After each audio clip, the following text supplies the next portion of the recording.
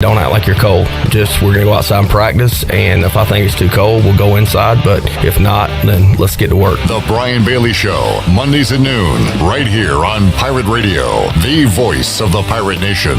Hello, Eastern North Carolina. If you're looking for a great place to work with competitive pay and advancement opportunities, Pitt County Schools is hiring. We employ over 3,000 people, and we're one of the largest employers in Pitt County. Pitt County Schools is currently seeking teachers, bus drivers, school nutrition personnel, facility staff, custodians, clerical staff, and more. We offer advanced leadership opportunities for our educators and competitive pay for our skilled labor force. Come work for a diverse, thriving school system and be an important part of ensuring success for the students of Pitt County who are the future of Eastern North Carolina. To fill out an application, visit our website today at pittschools.org. That's pittschools.org, or go directly to our job postings at bit.ly/PCS employment. That's bit.ly/PCS employment. Pitt County Schools, engaging, empowering, and elevating every student and every staff member every single day. I can't think of anyone who doesn't love a clean car, but how often do you actually go to the car wash? Does it take too long, or maybe it's just not a very nice place? Tommy's Express changes everything. Our wash is bright, inviting, clean, and fast. I love the flat conveyor belt. So easy to pull onto, much smoother ride, and safer for my car. And when you join Tommy Club, you can wash as often as you like for one low monthly price. I save money and time. We're Tommy's Express. At the corner of Greenville Boulevard and Red Banks Road, Greenville. When a storm hits, you can count on Greenville Utilities. They put their emergency storm plan into action to restore power as quickly and safely as possible. If you experience an outage, call them toll-free at 1-855-767-2482. The automated hotline can handle a large number of calls at once, virtually eliminating busy signals, so help can be on the way as fast as possible. Remember, GUC's emergency hotline number is 1-855-767-2482. For the latest from the world of golf, tune in every Saturday morning from 8 to 10 for the Golf Shop Radio Show. Hosts Mark Greenhelds and Matt Blanchard talk golf from tee to green and everything in between. If you like golf, you're gonna love Golf Shop Radio. Before you tee up, drop on in. Welcome to the Golf Shop.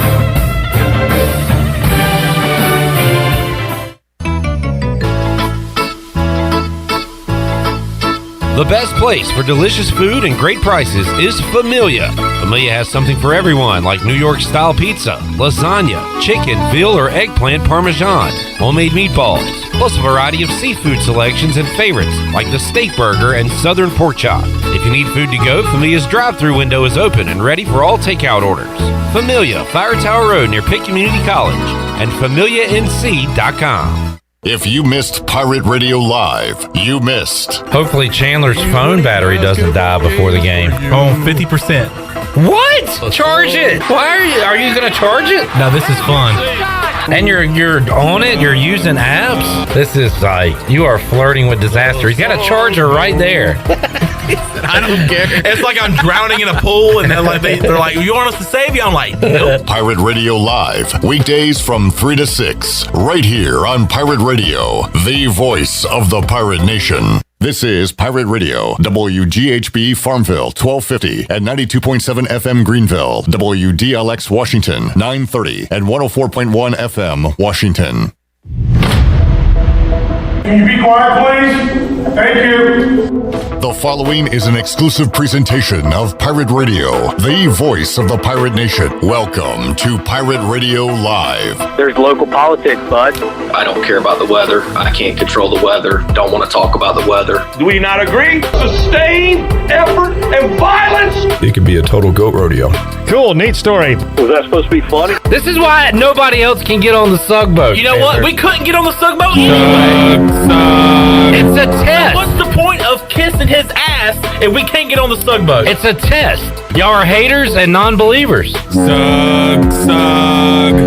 Now live from the Pirate Radio studios in the heart of the Pirate Nation, here is your host, Clip Brock. Alrighty, welcome in to a Monday edition of Pirate Radio Live. Clip Brock here with you on Pirate Radio 92.7 FM in Greenville, 104.1 In Washington, we're on 1250 at 930.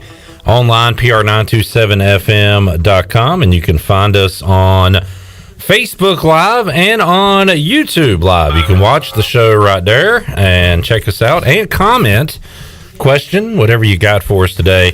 Leave it right there in the chat box. We will be monitoring throughout this 3-hour journey. All right, coming up on today's program, Double B, Brian Bailey joins us at 3:30. We'll talk about what's going on at ECU and a recap the greatest weekend of NFL playoff football in our lives. Also coming up later on in the show, Bo Batts. He's got some news on the Pitt County Girls Softball League, and I figured while he was here, we'll fire up some trivia. It's a rematch between the old and the young, Bo versus Chandler, part 2. Craig, Chandler, did Bo get you the first time around? What we might have to check the archives. That would be going back a long time, at least 4 years ago. If Chandler won, he would have remembered. That is, there is no doubt. That is such a Troy D answer right there. I think I won. No, there's no way. You think you won? I think I got Bo Batts. Bo Batts will be here to settle it. Maybe Bo Batts will remember better than I would. He's going to say he won. I think Bo won. He did. You know what? He did win. he did win. I know for a fact he did win. Okay, that was easy. Because I remember him saying something about it, like a Bo Batts little joke at the end. We don't want you as a character witness. I mean, up on the stand for you. We're talking about 4 years ago. There's no way Clip did that. Well, I know for a fact, actually, he did. And you changed in a matter of minutes there, Chan. Most of my questions are things that happened over 4 years ago, so you might be in trouble on today's.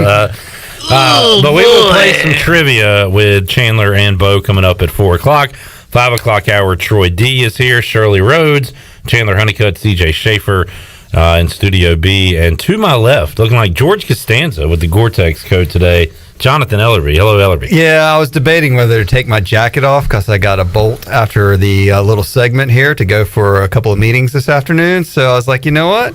I just went outside too. I went to UBE and got a nice Diet Mountain Dew, and it's warm outside, but I'm still got that cold. I wouldn't say warm necessarily. Warmer. I mean, I don't need this jacket anymore, basically. But I mean, I just feel more comfortable in it. Yeah, so, you look nice and comfy. I've noticed you had your hood on, like on top of your head on your hoodie there, because it is not warm outside. Right. So, but it's not as cold as it was this past weekend. Very true. When the snow was falling. It was a cold one. A snow weekend. Mm-hmm. Great time to. It's still out there. Sit inside and watch some football. And let's start there, Ellerbe. We had ECU Baseball Media Day today, so we will. We got a lot of stuff on that coming up on today's show and throughout the week. We have a basketball game to talk about, which I did not watch. You didn't watch the Pirates? No. You didn't watch the Cougars? I watched the tip-off, and then the second half of the NFL game started, and I never looked back. And I do not regret that decision. There was really not much to look back at. No. It was a total goat rodeo. A complete and utter goat rodeo. It could be a total goat rodeo. Do we not agree? Would some ambitious Pirate fan like to look up the score since Brandon Suggs got hurt and hasn't played between East Carolina and their opponents? Because it's going to do a lot for us Suggs believers out there. That things did not go well in Houston. We'll talk about it some today. We'll recap it with Cy Seymour coming up on Tuesday. But one of the worst all-time performances in ECU basketball history took place on Saturday. And Cy's going to give Houston a lot of credit because it's a tough league and they're a good team. They're one of the best teams in the country, top 10 right now. But East Carolina absolutely did not put any performance worthy of television or streaming or anything out there, and hopefully they'll flush it. And hey, can they sweep Memphis on Thursday and then take that momentum for another opportunity to beat Cincinnati at noon on Sunday? So the great thing about basketball, not unlike football, you don't have to wait a complete full week. They'll get their opportunity for 2 more games this week. Memphis finally got a W. They knocked off Tulsa, so people can stop disrespecting Penny Hardaway. Stop disrespecting me, bro. Like, don't do that. Don't do that. Yeah. The value of penny had gone down, huh? The value of the American penny has taken a hit. It was totally disrespected. Stop disrespecting me, bro. Like, don't do that. Don't do that. Have Chris Rock and Little Penny do his press conferences. Hey, Penny. Steve Hill says Clipper. And he said, tell Ellerbe I found some out-of-season jelly beans today. Wow. You know what? I got some jelly beans for the snow break. How'd you find them? Where are you finding these said jelly beans? They were on the bottom shelf. I mean, you had to look for them. They weren't in your face about it. Now, Easter is jelly bean season, and it's coming around the corner. There's Valentine's jelly beans out there too, probably, right? Some pink. Please tell me. If I find some. If you find I want a picture. All right. Of Valentine jelly beans. Steve. Are they expanding into other holidays? What's next? What's next? Ellerbe is one of the more rational, intelligent people I know, but this is the dumbest take I've ever heard in my life. Christmas jelly beans? That you think jelly beans are only out one time a year is insane. Maybe you've cracked the code. Those Thanksgiving jelly beans. He's an insane person. It was NFL divisional jelly beans. Is there an assailant asylum that I can call on for advertising? He is a crazy man. All right, Ellerbe, let's talk about the football. You're not an empty complaint guy. When you have a complaint, you have a solution. You are Mr. Solution. I try. As my solution guy, let's figure out NFL overtime right now. What are we going to do moving forward? I think the easiest thing is they don't need to adopt the college rules where they start at the 25, but each team should just get a possession. So when the Chiefs scored, they should have kicked off to the Bills, and then the Bills got a possession, and then it's basically a match, or it's sudden death at that point. Yeah. It's sudden death once, the Chiefs. Everybody gets possession. If the Chiefs punt, then the sudden death begins once the other team gets the ball. So that's very reasonable. Now, what happens after that is a tie. If they go off, it can't happen in the playoffs because they have to play till. I'm saying, what happens? Then it keeps going back and forth. If the Chiefs punt, or if the Chiefs scored and the Bills scored and we're tied, and the Bills scored, maybe the only thing you do is you make the Bills have to go for 2. But that's not really fair either because it comes down to the coin toss again. It's got to be equal somehow, some way. Then you just take away the extra point in overtime, and the Chiefs score, they got to go. You have to go for 2 every time. You score a touchdown. Yeah. Okay. I think the fairest thing is that each team gets the ball. Definitely gets a possession, and but that's not the rules, and it sucks for the Bills because I really was hoping. My ideal situation before this weekend, after I was talking with some friends about it on Friday, was that the Bills and the Packers, the 2 smallest markets, played in Los Angeles for the Super Bowl with all their fans going out there. That would have been kind of a neat story, but obviously that's not going to happen. But I was really pulling for once the Bills kind of got down to the last. I thought they were the one of the best stories left. But the Bengals are out there, and we are. And Ellerbe is a tad older than me, but kind of reliving our childhoods here with the Bills and Bengals this far into the playoffs, and now, of course, the Chiefs are what they are. But to have the Bengals back in the championship game, I was telling a Bengals fan, I think I kind of remember watching Washington and Denver in that Super Bowl in my living room, but I definitely, the first clear memories of a Super Bowl I have is Bengals 49ers. And I guess everybody there had bet on the 49ers, all the adults or something, because I like the Bengals uniform, so I was cheering for them. And I remember getting some bad looks, like, we're not pulling for them, we're pulling for the other team. You weren't pulling for Boomer, so you're pulling for Boomer. I was pulling for Boomer, and then Montana hit John Taylor for a touchdown to win the game late. But that is the first Super Bowl I can clearly remember. The Bengals were a part of it, and then they have not done anything until this year since that moment. Yeah, I can remember the Bengals in the 82 Super Bowl, and they both those games were against the 49ers, and both scores were like 20-16. It was really kind of, if you fact check the scores there. But I think Joe Burrow, I think it's cool. First time since '89, the Bengals. I know their city has got to be super excited, but they got a tall task to knock off Patrick Mahomes, and who's trying to get to a 3rd straight Super Bowl. I came across a YouTube video yesterday, and it was the last playoff win for every team in the National Football League. And when it came across for the Cincinnati Bengals, Ickey Woods was carrying the ball for them in 1990. And for Troy D's Bears, the last time they won a playoff game, Jay Cutler was their quarterback. What about the Lions? I didn't. Who was their quarterback? There's your sports trivia on Wednesday night clip. That's a good one. Who was I'm their going to quarterback? guess Scott Mitchell, but it was probably before that. Was Wayne Fonts? Is that his name? Was he the coach when the Lions last won a playoff game in 1990 or somewhere in there? It's been quite a long time, but certainly, I mean, if you look, I was scrolling through the list of Super Bowls, like, this is 56 coming up. If you look at like the last 10 to 15 years, I mean, it's just New England, Kansas City. I mean, there's not a lot of diversity when it comes There's more on the NFC side than the AFC. bit, but even the last few, I mean, San Francisco and LA have both been in the Super Bowls. Yeah, Tampa was in it last year, but the 2 previous years was either LA and then San Francisco the year before. Kind of with different teams, though, different looks. I mean, the Rams had golf. They're completely different now, I think, with everything they've added. By the way, I think this guy went to NC State, Ellerbe, the quarterback for the Lions. Eric Kramer? Yeah, he did. So I guess that was a little before the Kramer? the Scott Mitchell era. Yeah, Eric Kramer. Where'd Scott Mitchell play college ball? He was the big left-hander. Big lefty. Yeah, I don't know. I remember he had, just like all Lions quarterbacks, had a lot of potential. And of course, the Lions are watching their quarterback go to the NFC Championship game this year, who played for them for 12 years. There was a video that came across Shirley's computer today. It was a video of a guy wearing a Matthew Stafford Lions jersey. Like, he was still a Lions fan, but, like, he's doing all he can to cheer for Matthew Stafford, who was with Detroit and suffered there for all those years. So, those Detroit fans are still loving and respecting him, unlike they do Penny Hardaway. Ellerbe, Alex Smith has the 7th most yards for his school. Scott Mitchell is the school's all-time leading passer. Name that school. I can see it.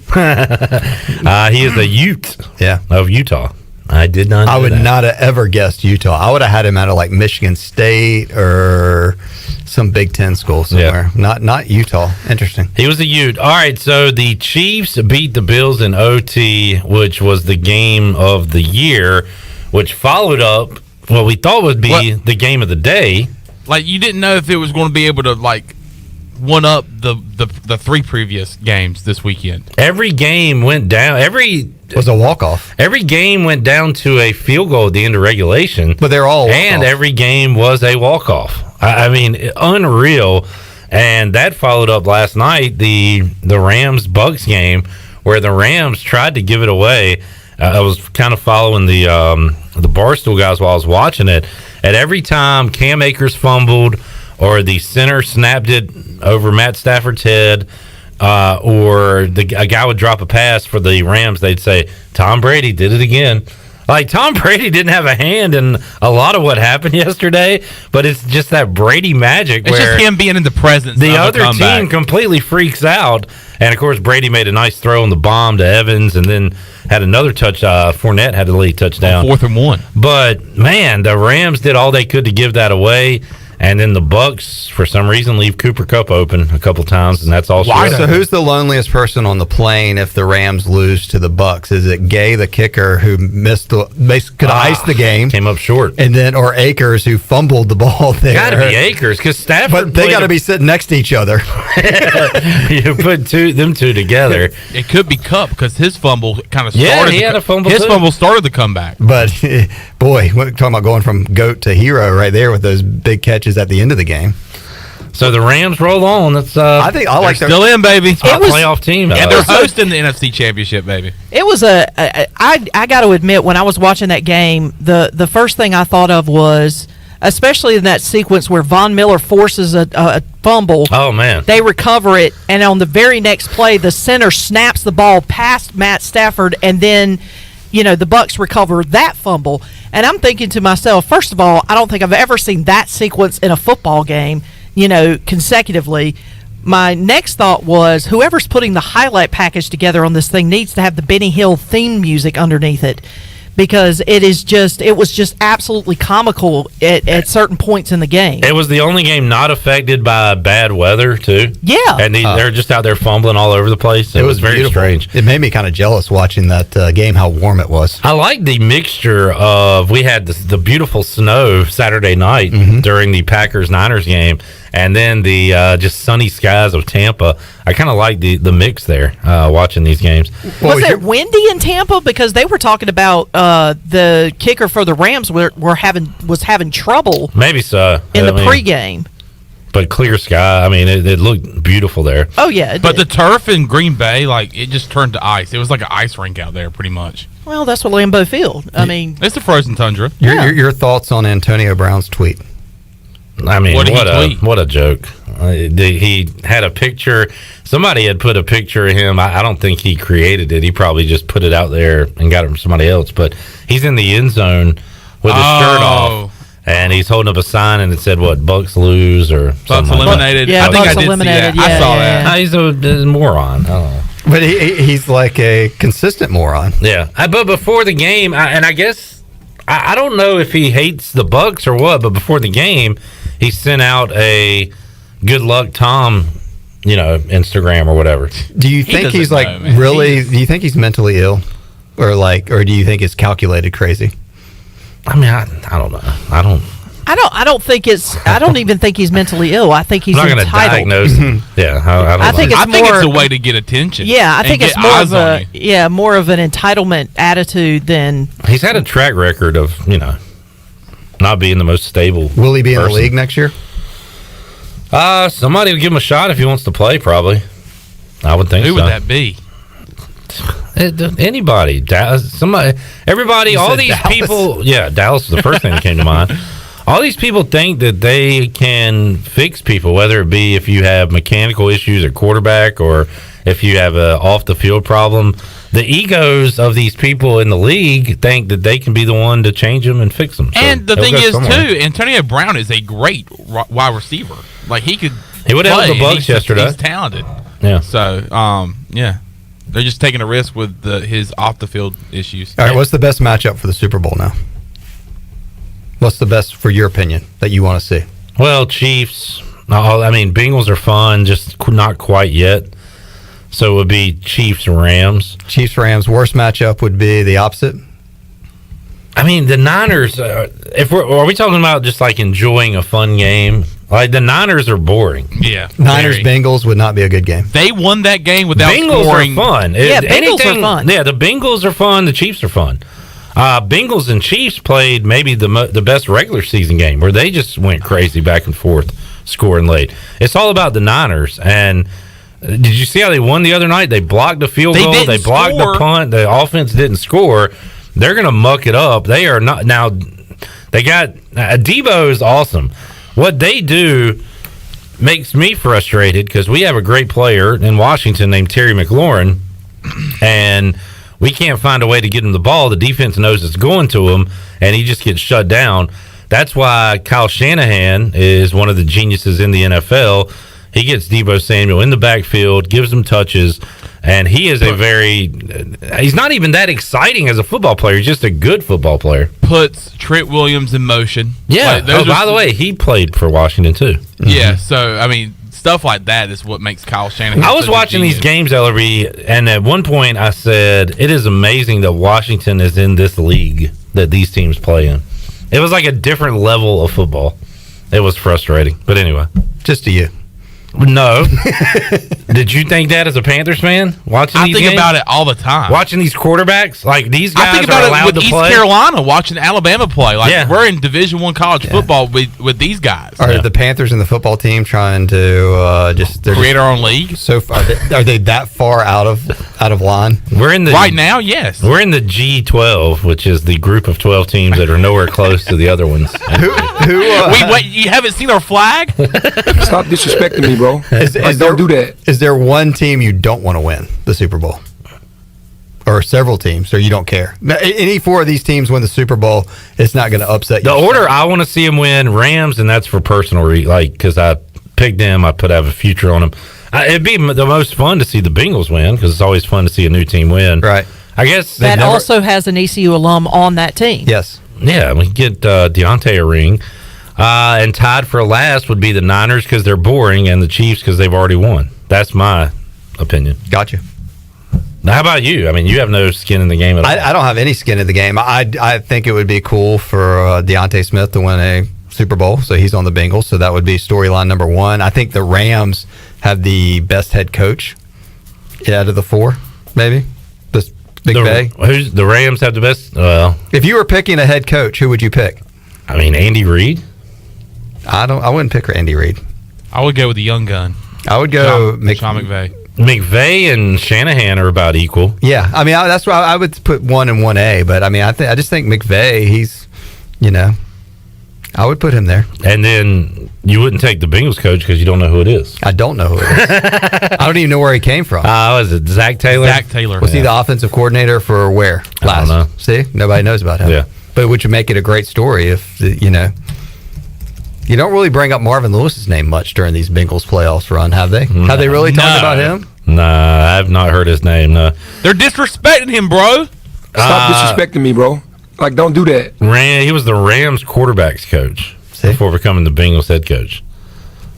I said this last week, but we've all stopped sending the picture of all the Washington assistants, McVay, LaFleur, and Shanahan. We got that out of our system. They were all there in Washington together. Steve on the overtime thing says, here's an idea. Have Buffalo's defense stop the Chiefs. So you're cool with the lame old overtime rules?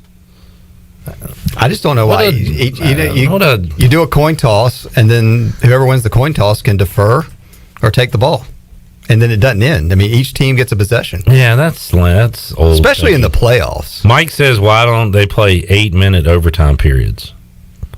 I don't think there needs it to be a time limit. Because then, it could go into another overtime. Maybe, they got to figure out. What about this? Maybe in the regular season, they do the first one to score wins. And then. Yeah, but even then, that affects playoff spots. But and then in playoffs, then each team gets it. Playoffs. Both teams. Why don't we do your idea? Both teams get the ball. If we're tied after that, we do like the college thing and start at the 40 or something. In the all around. Like the Chiefs get the ball at the Bills 40. We'll see what happens, and then the Bills eliminate the kickoff to start at the 50. Yeah, either way. Just start at each team gets a possession at the 50. Yeah. I mean, you're pretty much going to guarantee a field goal I would say there's a 70% chance one team's going to get a field goal because they're going to get at least 5 to 15 yards. And some of these field goal kickers, these elite kickers can ding it if the conditions are right, 60 yards, no problem. Yeah, I saw the numbers today. In the playoffs, it's like in these current overtime rules, 90% of the teams that got the ball first won. It happens pretty much every time. And the regular season, it's like 52 or 54%. Well, and the other thing, the Chiefs win the coin toss and they're at home. So, that percentage of getting the ball first in overtime at home is a huge advantage, in my opinion. Redbeard asked, why are we not talking about 10 a turnover and Burger King Henry? All right, you're going to talk about them. Ryan Tannehill stinks. Oh. Steven Iger's There's definitely not playoff Tanny. I know that for a fact. fact. Going to get on me about that one. And look, great job on Derrick Henry by the Bengals the other day. In fact, Deontay Foreman looked better running the ball than he did. How many times did Burrow get sacked? 9 times. You sack a guy 9 times. I said it the other day. And lose the game. I said they're going to have to get to Joe Burrow, which they did 9 separate times. And then, there was 2 times where one was a delay of game, the other was a timeout. Well, if you sack him at the same time, it's usually a late hit. What? I'm sorry? He's like 9 separate times. Oh, yeah. And then they just kept going at him. Yeah. So if you sack him, No, you need to go, right, Ellerbe? Yeah, I can leave. I do want to. We'll talk about it with Bailey. That penalty that they called on the Eric Weddle hit on, who was it, Mike Evans? The ball hit the ground, so it was a dead ball foul. That was a very technical call that I don't recall seeing. Well, and it had to be right because Tom Brady would have been the beneficiary of the better call. Tom Brady getting a flag yesterday. How about that? Brady tasting his own blood. Yeah. Von Miller, once again, getting into the backfield, causing problems for the Rams. I think the Rams free agent pickups are starting to pay dividends for him now.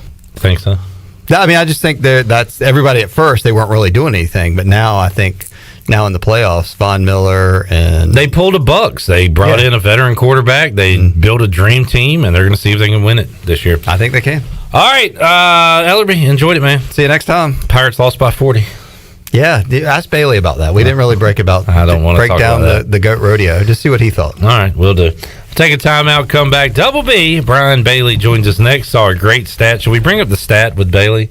That Patrick Mahomes had a 13-second drive, and it took less time than Dak Prescott's 14-second run. You got to because it's going to make great radio. Remind me to do it at the end of the segment. So if he hangs up on you, then we'll already be done. All right, fair. All right, we'll take a time out, come back with you after this.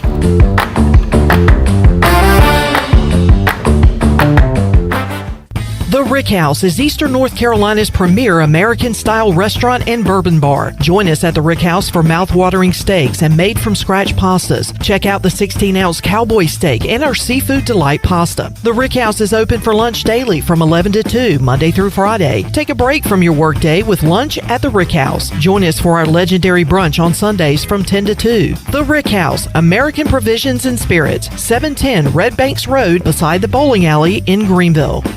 In a world of fake profiles, fake tans, and fake flavors, naturally flavored Michelob Ultra Organic Seltzer strives for realness. It's USDA certified organic, with no sugar or carbs, and only 80 calories. So the only thing touching your taste buds is organic, refreshing, and delicious. Michelob Ultra Organic Seltzer.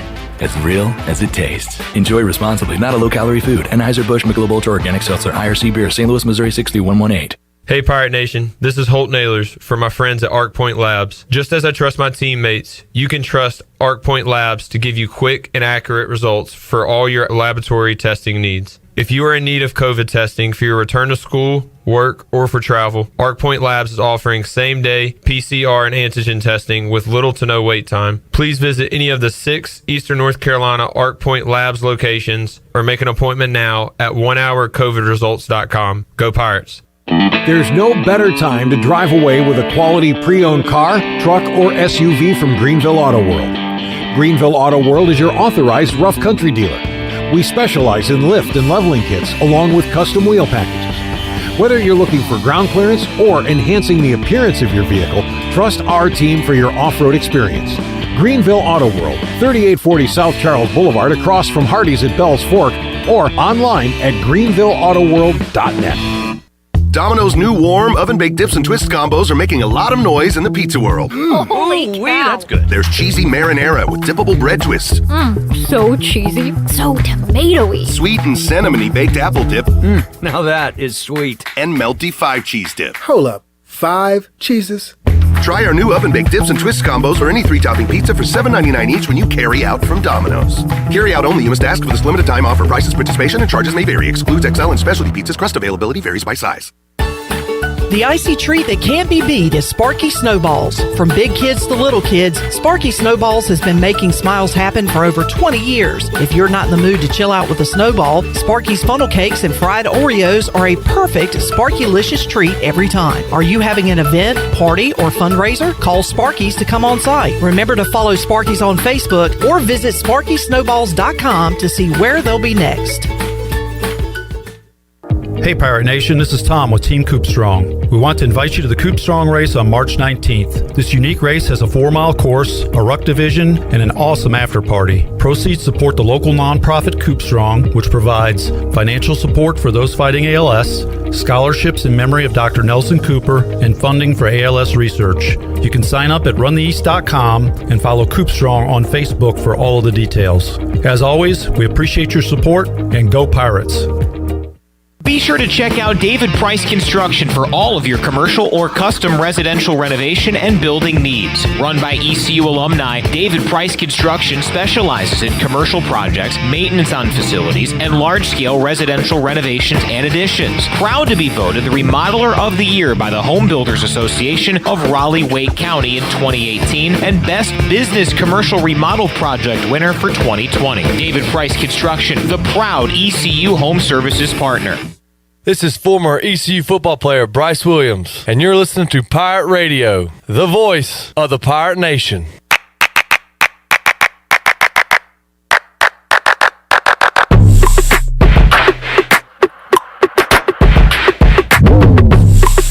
You're listening to Hour 1 of Pirate Radio Live. Do you need custom t-shirts, apparel, or promotional items for your business, organization, or event? Keep it local. Print it local with University Sportswear. Contact them today at universitysportswearenc.com. Now, back to the show. Welcome back. University PC Care has been Pirate Nation's go-to IT expert since 2006.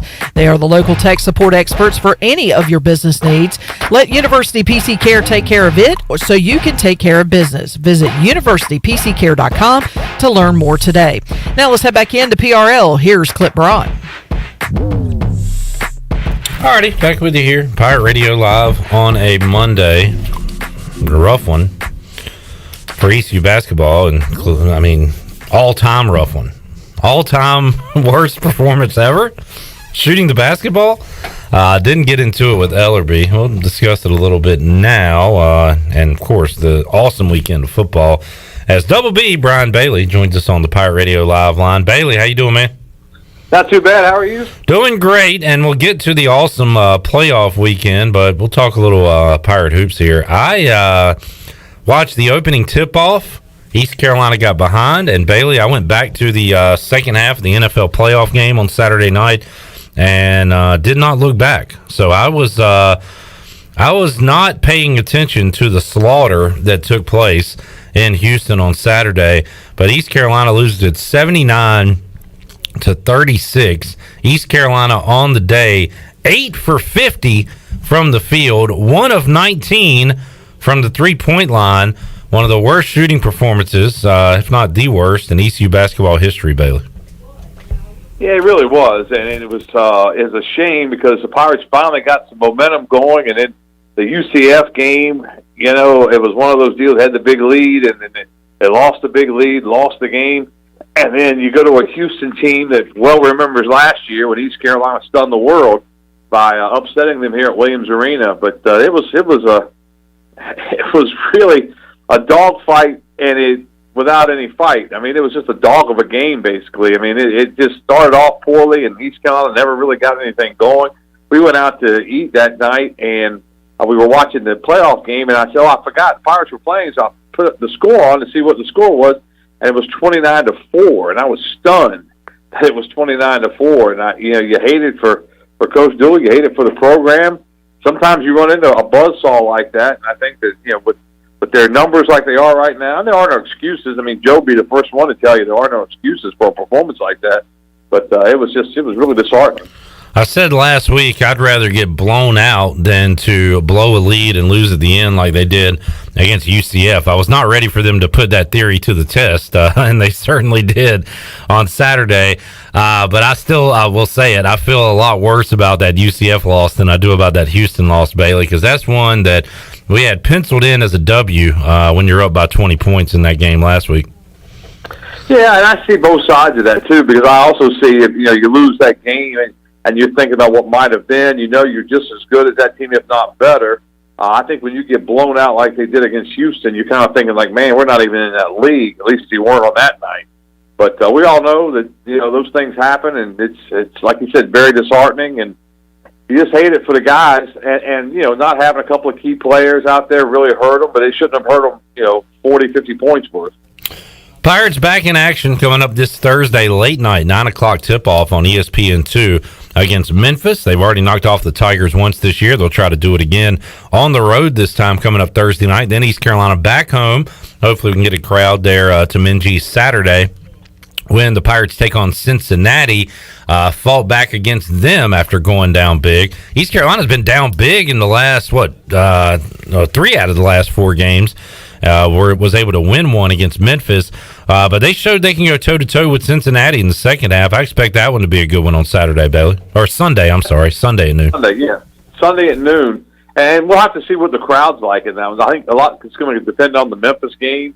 The Pirates play tough against Memphis. Maybe we can pull off the upset. Maybe we'll get more people in.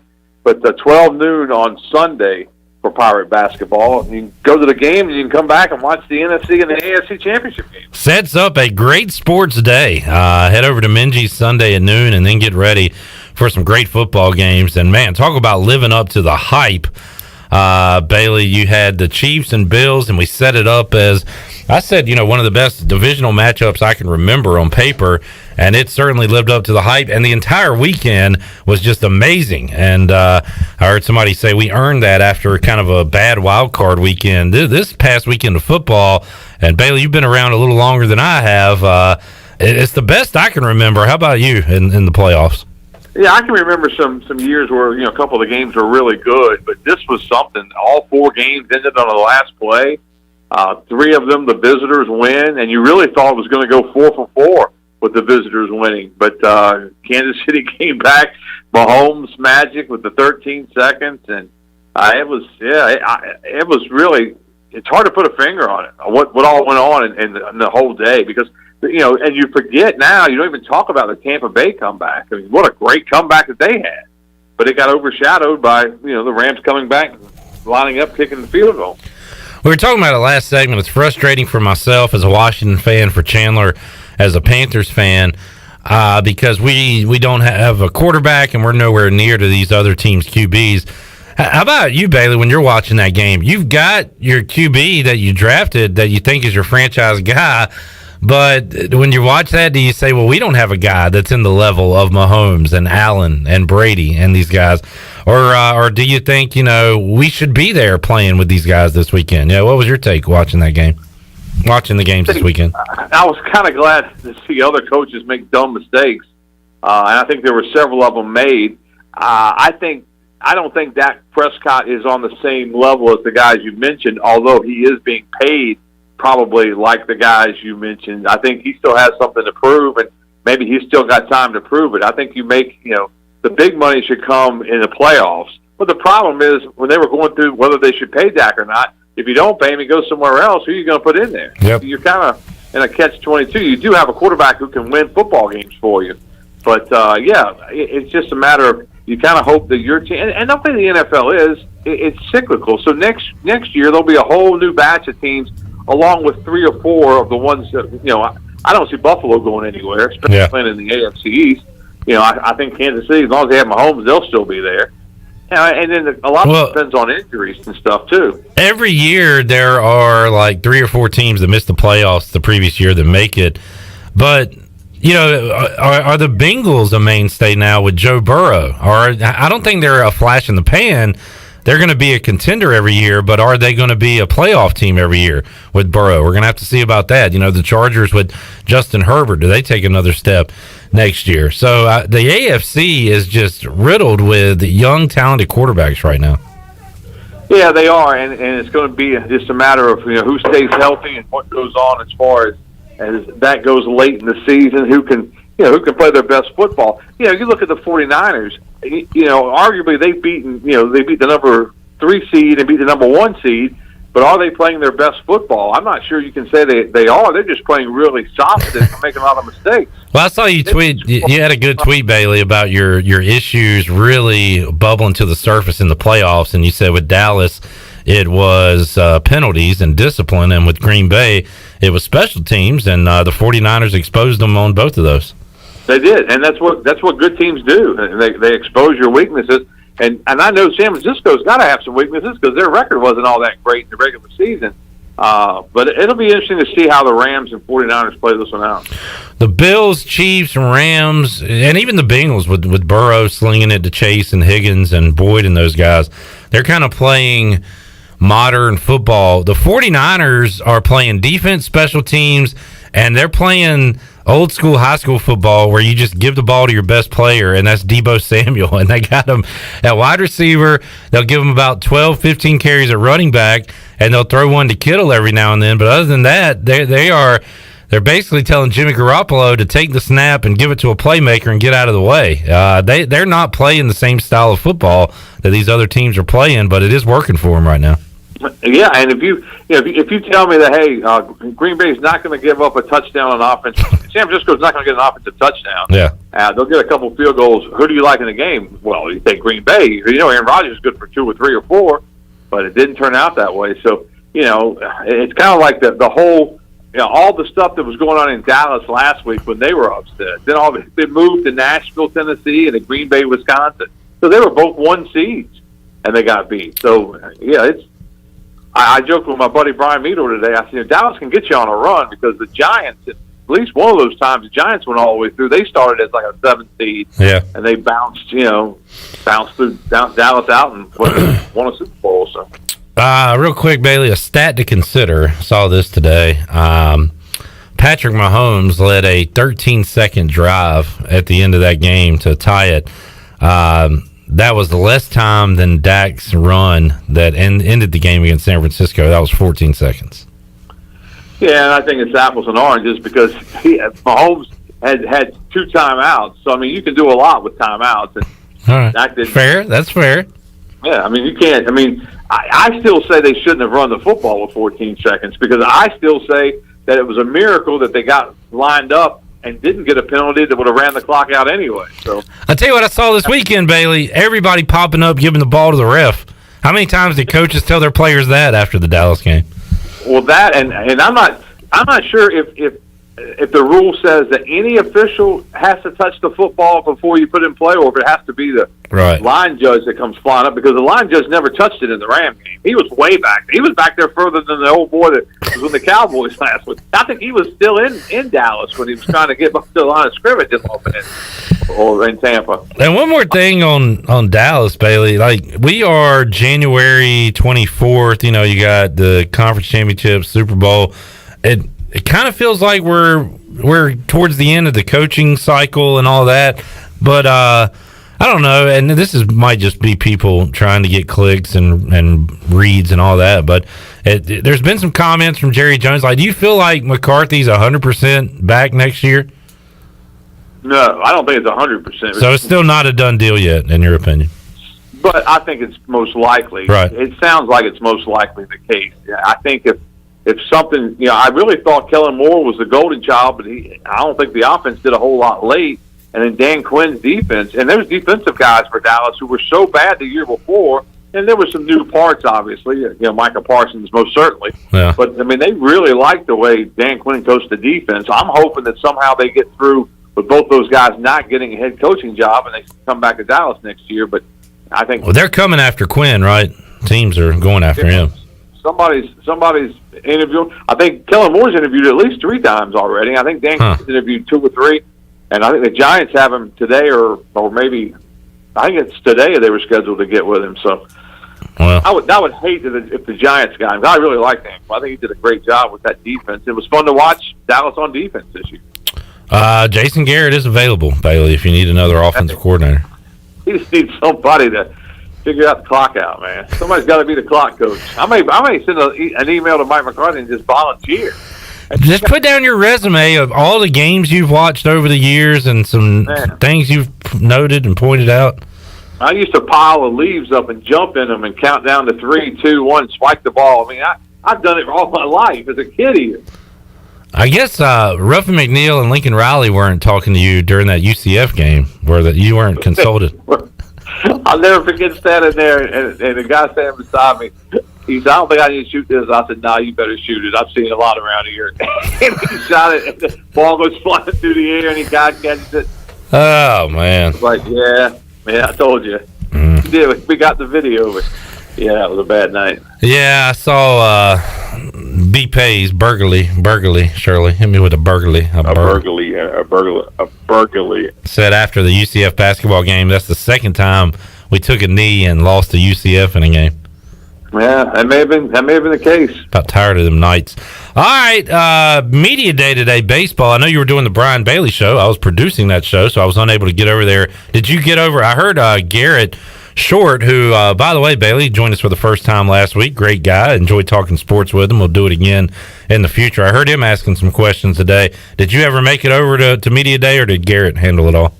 Garrett handled all that. I went over early today, about 10:30 this morning, and got with Coach Godwin and did a one-on-one with Coach Godwin to run in our 5 o'clock as part of our coverage of media day. And then Garrett went over for the 12 to 2 slot. I talked to Malcolm and all those guys, told them I had radio and had another commitment after that. So we still got plenty. We're going to run the one-on-one interview with Coach Godwin at 5:20, and then we're going to run the package on media day at 6:20. The banquet's coming up on February the 5th. First practice for East Carolina is this Friday. So baseball's here. That it is. And talk some track and field today with one of the all-time greats, Kurt Kraft. A great interview, great guy to talk to. Y'all had a good show at noon today that'll re-air at 6 coming up tonight. I had a good time talking to Coach Kraft. I don't know, and I even started the whole thing out by saying it. I don't know a whole lot about track and field. I know there's some really good kids. I met some of them before. We try to get out there each year for the meet that East Carolina hosts because I think that's a really cool deal. But, I was a fish out of water, but Kurt was really good, really sells his program, did a nice job with the interview, and I think people listen to it, they'll enjoy it. BB, thanks for joining us, man. We will talk to you again soon. Sounds good. Take care. All right. He is the sports director at WNCT Channel 9, and he is the host of the Brian Bailey Show. Brian Bailey joining us here on Pirate Radio Live. We'll take a timeout, come back, and wrap up hour number 1. Coming up hour 2, Bo Bats will be here. He's got some information on the Pitt County Girls Softball League. Also, we're going to play some trivia. Bo v. Chandler, part 2. Bo Bats 1-0. Chandler fired up. Chandler has played in a lot of trivia since then and now. And I'm going to say he's got a slight advantage going into today's game. We'll find out in hour 2 of today's show. We're back with you on Pirate Radio Live after this.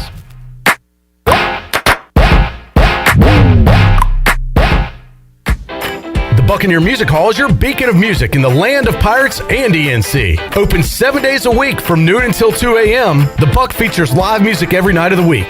Tuesday is karaoke with DJ Captain Morgan. Wednesday is acoustic night. Thursday is the DJ dance party. And Friday and Saturday nights, it's live bands. Check out the Buck's Facebook or Instagram page for more information. The Buccaneer Music Hall. We'll see you at the Buck.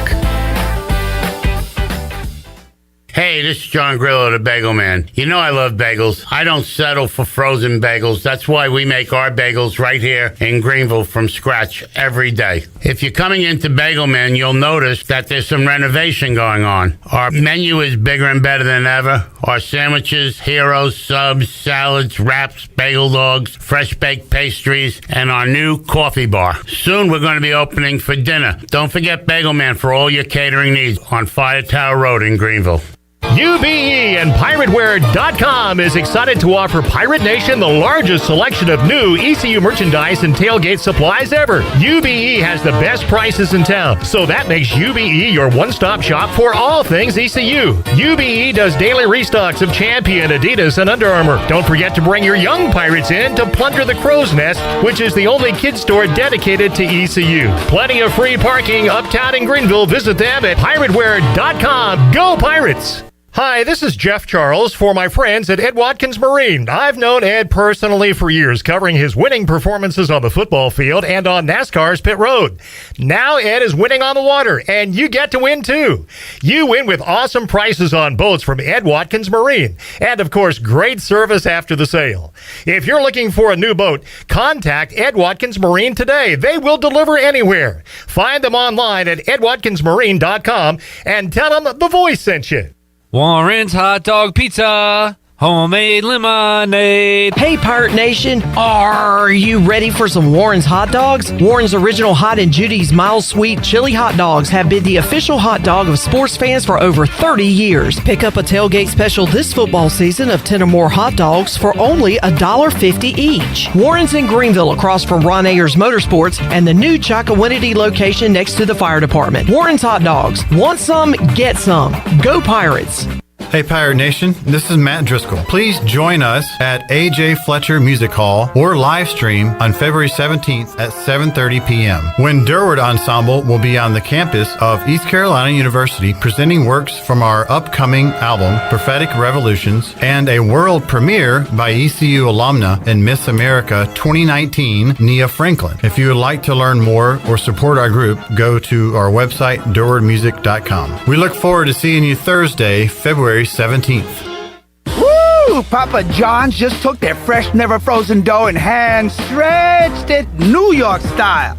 So you can fold it or not. I ain't gonna lie though, I fold it. Get a New York style pizza from Papa John's. Hey, Pirate fans, the new Papa John's New York Style Pizza is an MVP move for game day or any day. Place your order online at papajohns.com and sign up for Papa Rewards. Papa John's, the official pizza of the ECU Pirates. 0% alcohol, 0 grams of sugar, full Budweiser flavor.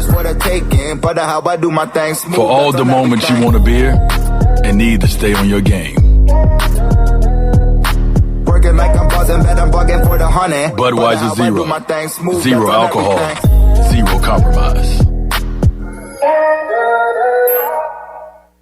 Hey everybody, this is David Glenn, and you're listening to my favorite station in Eastern North Carolina, Pirate Radio, the voice of the Pirate Nation.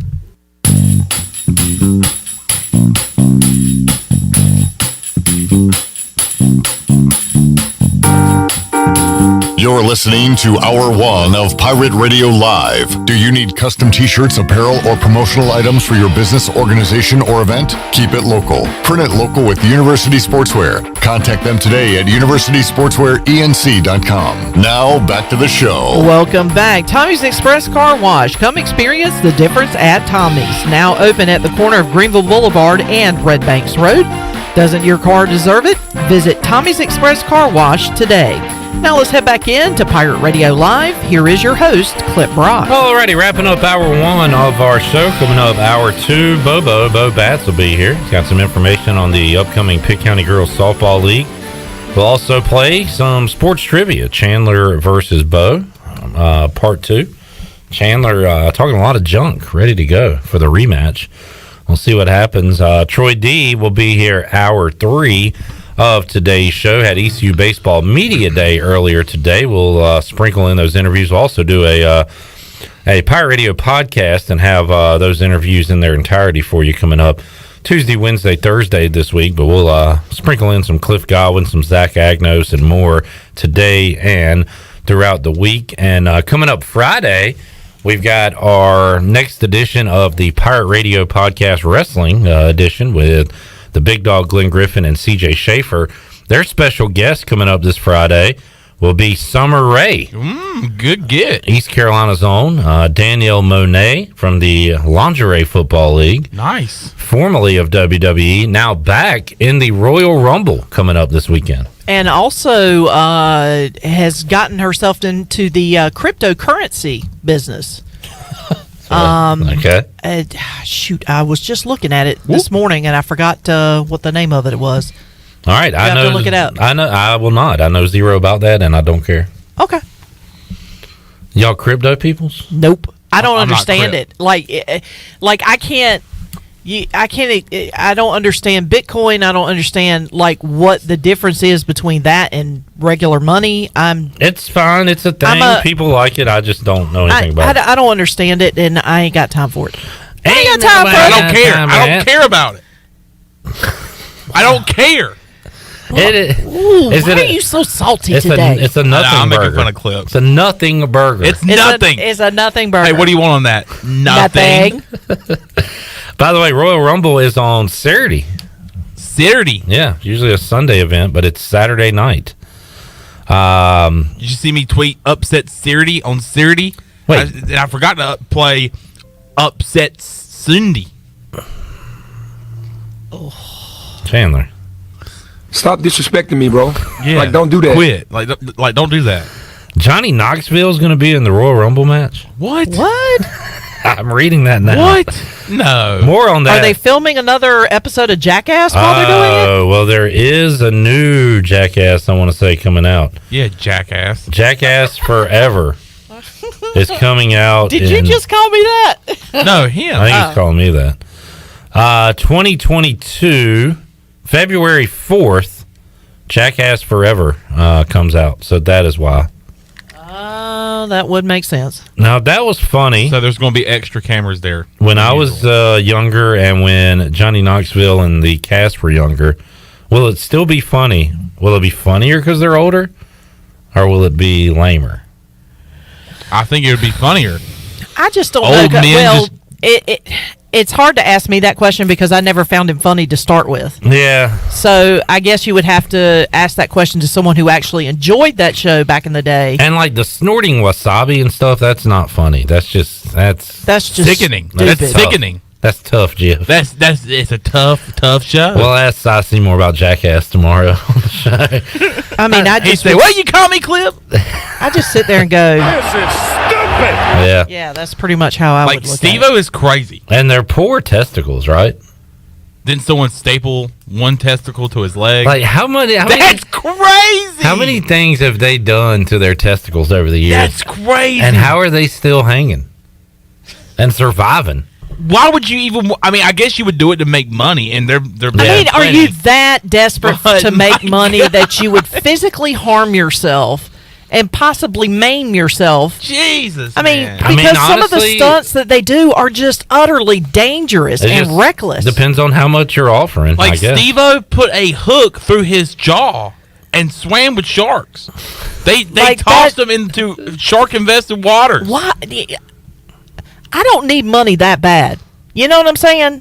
And is that how you want to be remembered in life? I guess as these the people idiot do. that put the hook through your mouth to swim with sharks. I know Steve-O is the guy that wants that to be done. Like, he wants people to remember, oh, that's the guy that put a hook Well, through I his think mouth and Steve-O swam only with has sharks. 2 brain cells, and they're both fighting for position at this point. You see the one where they put the car in the thing and then did an X-ray? Oh, yeah. Oh, God. Oh, yeah. What in the world? Well, didn't they? Yeah. That was a thing. Mike P says, look, Jackass, it's a tough gig. It's a tough gig, Jackass. Steve-O's tough, I tell you. That's a tough Jackass. Doing these things does not make you tough. Doing these things makes you look stupid. Well, and rich. That's just me. Yeah. So. I'd rather be poor and smart than rich and stupid. Look. I'm just saying. All right. There you go. When it comes to that kind of, I mean, don't even get me started on that. I'm not going to get on my soapbox, but I have my. Yeah, I don't have much interest in watching those guys in 2020. I don't have interest in watching anybody do those But things. now, Johnny Knoxville does the bad grandpa where he dresses up as like an old man and I didn't find that funny either. You didn't? I thought that was pretty funny. I didn't find it funny. But it's also like him being like a teenager, like doing pranks on people. Like it's just like, all right, knock it off, dude. But except this guy's what, close to 50 years old? Yeah, they got to be. I mean, he's like, You're talking about Johnny Knoxville? Yeah. Yeah, he was also in the Dukes of Hazzard remake, and he was awful. He is 50 years old. He's stretching. Do you know what his real name is? Kicking. His real name is Philip John Clapp. No. Are you serious? Yeah. So Johnny Knoxville's there's a joke stage there name? that's got headlights on it. So if I was, if my mom divorced my dad and married Johnny Knoxville and I took his name, I would be Clip Clap. It's like a rapper name. Right. Ladies and gentlemen, coming to the stage, Clip Clap. Clip Clap. And I'd have like horse hooves on. Clip clapping the across clapper. the What a lead in to Bo Bat. Sorry, this was an unprofessional lead in to a very professional. Let's see if he'll do hour any of from the now. Jackass stunts. Coming up, I've got a softball bat. And we're gonna I have a bat in my car as we speak. I can bring it in if we need it. We're gonna have We're gonna have Bo sit on the ground, leg spread, and Shirley is gonna do a fast pitch softball pitch. Thanks for coming, Bo. All right, here's your gift card. We're gonna clean things up when Bo Bats joins us on the other side of this timeout. More to go. Pirate Radio Live after this.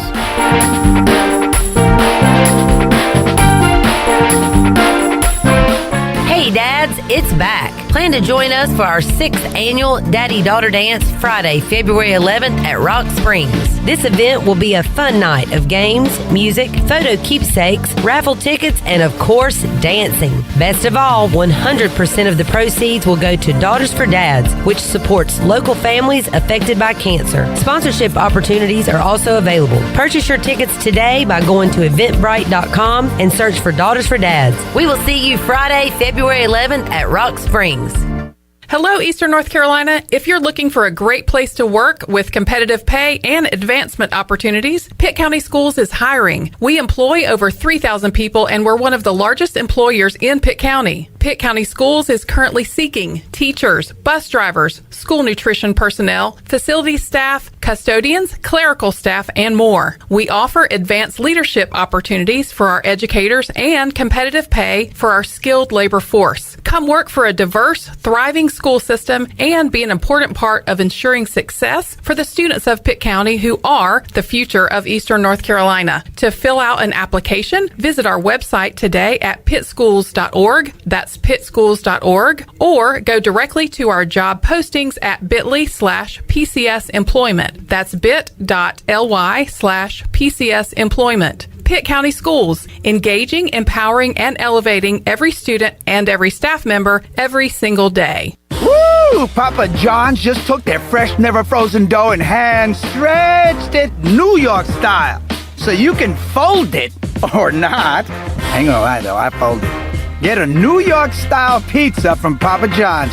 Hey, Pirate fans, the new Papa John's New York Style Pizza is a MVP move for game day or any day. Place your order online at papajohns.com and sign up for Papa Rewards. Papa John's, the official pizza of the ECU Pirates. In studio with Gloria from Kinetic Physical Therapy. Gloria, what is cryotherapy? Cryotherapy is when your body is exposed to extremely cold but therapeutic temperatures for several minutes. It has many benefits, including decreased pain, decreased inflammation, increased energy, and improved overall wellness. That's why at Kinetic Physical Therapy and Wellness, we offer a wide variety of services, including cryotherapy. So whether you're an athlete or whether you just want to give your health a boost, cryotherapy will help to ensure that you're feeling great and living well. So come chill with us and you'll be back for more.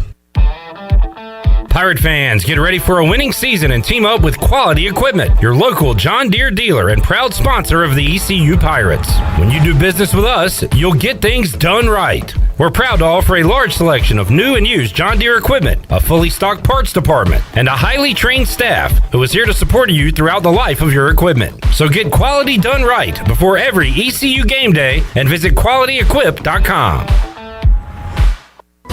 Have you ever seen those exotic aquariums like the guys do in Las Vegas on television? You ever thought about having one of these aquariums in your business? It's more affordable than you think. This is Hal Pruitt with rentafishtank.com. We can make having an aquarium in your business turnkey with no work, cleaning, or hassles for you. Rentafishtank.com creates a relaxing atmosphere and keeps children occupied. Rentafishtank.com already services many dental, pediatric, and doctor offices, plus hospitals and senior living centers. Check us out at rentafishtank.com.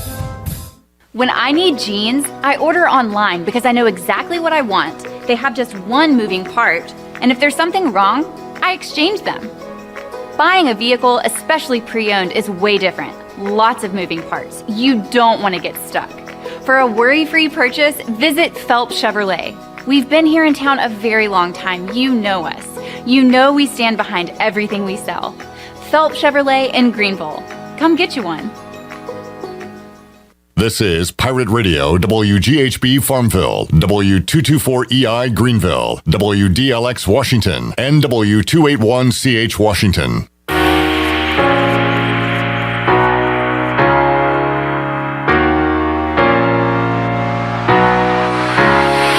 This hour of PRL is brought to you by Tommy's Express Car Wash. Come experience the difference at Tommy's. Now open at the corner of Greenville Boulevard and Red Banks Road. Doesn't your car deserve it? Visit Tommy's Express Car Wash today. Now back to the show. Welcome back. Greenville Utilities Neighbor to Neighbor program provides help for those who need temporary assistance with their utility costs, and you can make a difference. Your tax-deductible donation can be added to your GUC bill each month, or you can make a one-time donation, and GUC matches all donations up to $20,000 each year. Consider helping a neighbor with GUC's Neighbor to Neighbor program. Now let's head back into Pirate Radio Live. Here is your host, Clip Brock. Alrighty, Hour 2, Pirate Radio Live here on a Monday. Welcome back into the program. Coming up in just about 15 minutes or so. I'm going to play some trivia here on Pirate Radio. We have trivia every Wednesday night, AJ McMurphy's. And this week we will have a guest host. Steve, one of our regulars, will be hosting, which means I'll be participating. And I was just kind of missing the void of, I had a void of making questions this week. So I said, you know what? I'm going to play some trivia. I'm going to host some trivia this week. We're going to have a rematch between Chandler and Bo Batts, who joins us now inside the Pirate Radio studios. Bo, good to see you. How you doing? Doing great. Thanks for letting me come on. Based on what I've heard, I might as well just leave because Chandler's already talking trash. And well, we know what happened the first time, or do we? Chandler don't remember. No, I now do remember. I just couldn't remember at first. Bo Batts he misremembered. The old, who was that? And I haven't been talking trash. Clemens. I just been pumping up the imaginary crowd that's in here. What is that, Chandler Biden in there? Oh, Bo, we don't do politics. Bo, we're going to talk Pitt County Girls Softball League. Before we get to that, Bo, we just saw like a montage of all the field goals this weekend. I'm getting to the age now where everything back in the day was better. The music, the life, everything, sports, football games. Having said that, this past weekend was the best weekend of football of all time. True or false? I agree with you. I mean, totally. That was awesome. I've never thought there'd be a weekend where all four games would come down to a field goal. And for those that think sports are fixed and it's all rigged, this was a good weekend for you because it did feel like somebody had these scripts written and the players were able to do it to a T. I'm gonna tell you, it's that Buffalo Kansas City game. I don't know if I've ever seen that many points scored in a minute and 52 seconds. It went crazy at the end and sets up a really fun championship weekend, which you can hear right here on Pirate Radio if you're out and about. We got the games coming your way on Sunday. Do you care, Bo? Do you have a rooting interest at this point, or are you just watching? I'm just watching. I was really pulling for the Buffalo Bills because my dad, who passed away years ago, has a cousin that played in the early 60s for the Bills. So I've always had kind of an affinity for them. And so when you when they were going through their run in the late 80s, early 90s, it was exciting, but I mean, it was frustrating. I don't know if people these days can, and I was a kid then, but I remember it because Washington beat Buffalo in one of those Super Bowls. But to get there 4 times and to lose like that, with social media and everything today, like that's all we talk about. We just make fun of them until we died. I mean, it's insane. It's almost like the guy said, it's so East Carolinian. Did you watch their basketball game Saturday, Bo? Well, I tell you what, I had told my oldest grandson Gunner, I said we'll probably lose by 30. I didn't know it'd be in the first half. you were a little short on your Gunner. We need some Gunners on the basketball team. 1 of 19 from 3, Bo. You could have done that, man. Oh man, I tell you what, Ray Charles could have shot 1 out of 19. So there you go. There's our first Ray Charles joke of the day. All right, Bo. Let's talk about what we got going on Pitt County Girls Softball League. When there's snow on the ground, that means we're getting close to baseball and softball season. So what's going on right now? What do you need folks to know? You got that right, Clip. If there's snow on the ground and it's about 20 degrees, it's time to start playing baseball and softball. The league, believe it or not, this is the 30th year of the league. Awesome.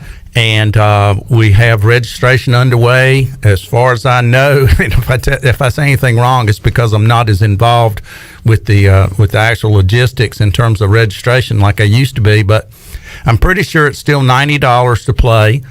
And what that involves is we are Babe Ruth now. We converted to Babe Ruth 2 or 3 years ago, so we don't have the same territorial restrictions that we've had in the past. So basically, a girl from within 5 or 6 counties in eastern North Carolina can register.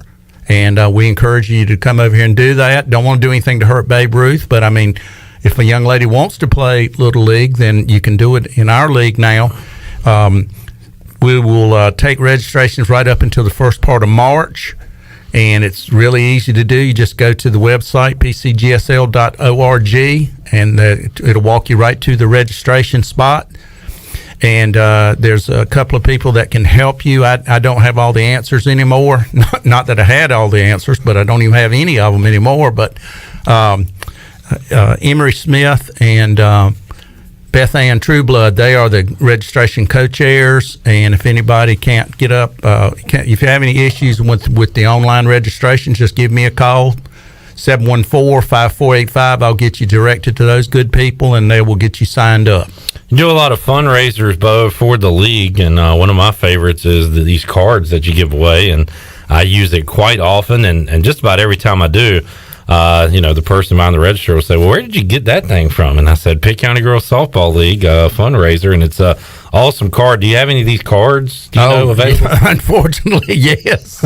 I keep those in the car with me all the time, so yeah, I still have those. If you're interested, just call the station. Clip knows how to get up with me, or my number once again, 714-5485. They're great cards. They're $5, and they pay you get your money's worth after about a trip or two. We sold about $15,000 worth of them this year, that's so awesome. that's a great year. Good job by the girls, and fundraising is huge for the league. That's my primary thing that I do for the league now, and we have a number of fundraising events. We'll have a raffle coming up in May, and there'll be people starting, the kids, as soon as we put teams together, they'll have tickets, and they'll all be out there trying to sell, and so anything that people can do to support. I'm always in the process of looking for fence sign advertisers and team sponsors. And so if anybody's interested in that, you've heard my number a couple of times, and just give us a call. The fence sign advertising, very, very reasonable in terms of the pricing and the number of people that you reach. So I encourage you to give me a call. It's a great way to support a great organization. And, please pick up the phone, give me a call, send me an email. Hopefully I'll have enough sense to check it. And plug your famous email, Bo. Yeah, my famous email. Oh my God, I still regret this nickname. It's BoboBats, BATTS @gmail.com. Can't forget it, folks. And it's not the bats that created coronavirus. So I don't. I'm tired. You're not related to the bats. I am not related to Chinese bats. Okay, all right. Bo Bats here today, joining us on Pirate Radio Live. We've got some trivia coming up with Bo in a moment. Any golf tournaments coming up, Bo? Or that'll be in October. I think October, the first weekend, the first Friday in October. I'm just waiting for the folks at Ironwood to get back to me on that. I know John LaMonica's been battling COVID, so I hope he's doing a lot better now. And just waiting for them to. I think they're waiting on the football schedule to make sure that nothing that I asked for is any kind of conflict to football. Gotcha. So that'll be later in the calendar year, but folks can help out now if they want to be a field sponsor there, a sign sponsor, or sponsor a team, and other ways you can get involved. And once again, if there are parents out there listening that want to get their girls involved, Bo, what do they need to do about that? Once again, just go to the league website, pcgsl.org, and there's all kinds of ways to get to the registration site. And like I said, there's some good people out there that can help you get signed up, and we don't have tryouts, never have, never will. So any young lady that signs up is going to be put on the team. And I think last year we had over 450 girls between the two seasons, spring and fall, and that's great. But I mean, hey, if we could have 600, I'd be happy. Awesome. All right, Bo Bats joining us here inside the Pirate Radio studios. We'll hit all that information one more time before you get out of here, but let's take a break. When we return, we're going to have part 2 of the epic rivalry between Bo Bats and Chandler Honeycutt. The Bats and Honeycutts just have been feuding for years and years now. A lot of people are saying that it's just like Brady and Manning. Or the Hatfields and the McCoys. Yeah, going back even further, yeah. We will play some sports trivia here, so tune in, play along at home, and have a good time with us. We'll be back with more after this.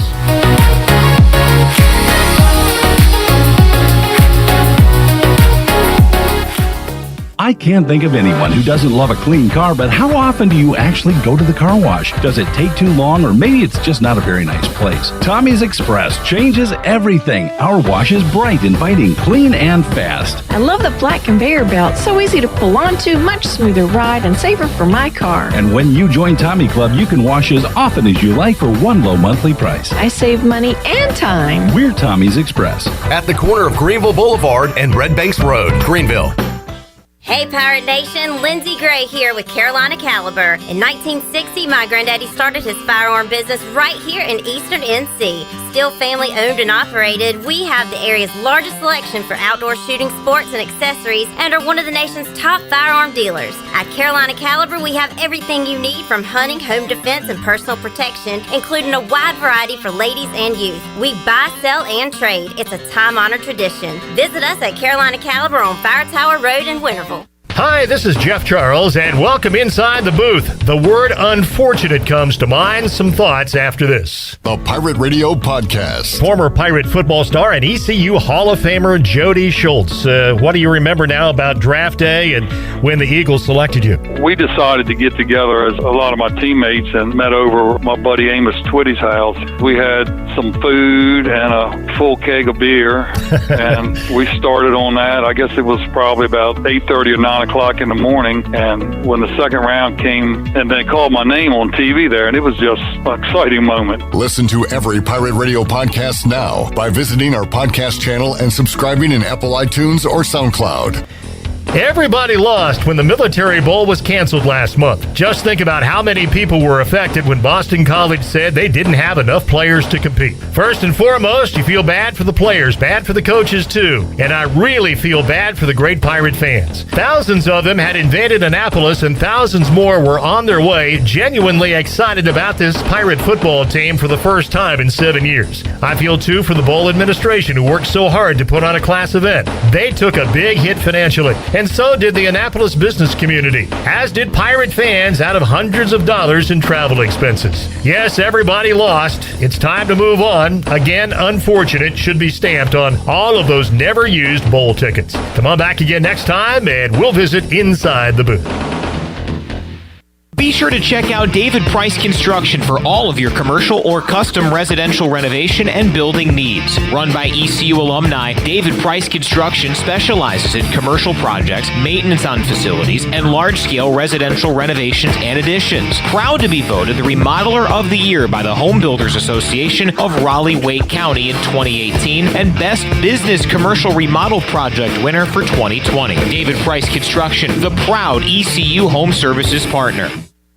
It's a new year and we have some exciting news at Angel Oak Home Loans. This is Talbot Green and I would like to introduce you to the newest member of our team, Braxton Green. I've known Braxton his entire life because he's my nephew. He is also a recent ECU graduate and has lived in Eastern North Carolina his entire life. This is Braxton Green and I'm looking forward to working with you with your next home loan or refinance. Give us a call at Angel Oak Home Loans today at 751-2060. NMLS 1719250 and 685842. Equal housing lender. Although innovative new resources such as digital media and social networks have grown in popularity, smart marketers recognize that printing is a mainstay. We live in an age of computer hacking, scams, and fly-by-night businesses, so it's reassuring to consumers when they receive printed marketing pieces. It exemplifies business confidence and conveys a high level of commitment. It also fosters trust, which leads to engagement and ultimately brand loyalty. When you're ready to grow your business, come to PIP, where business goes to grow. This is Holt Nailers, and you're listening to Pirate Radio, the voice of Pirate Nation.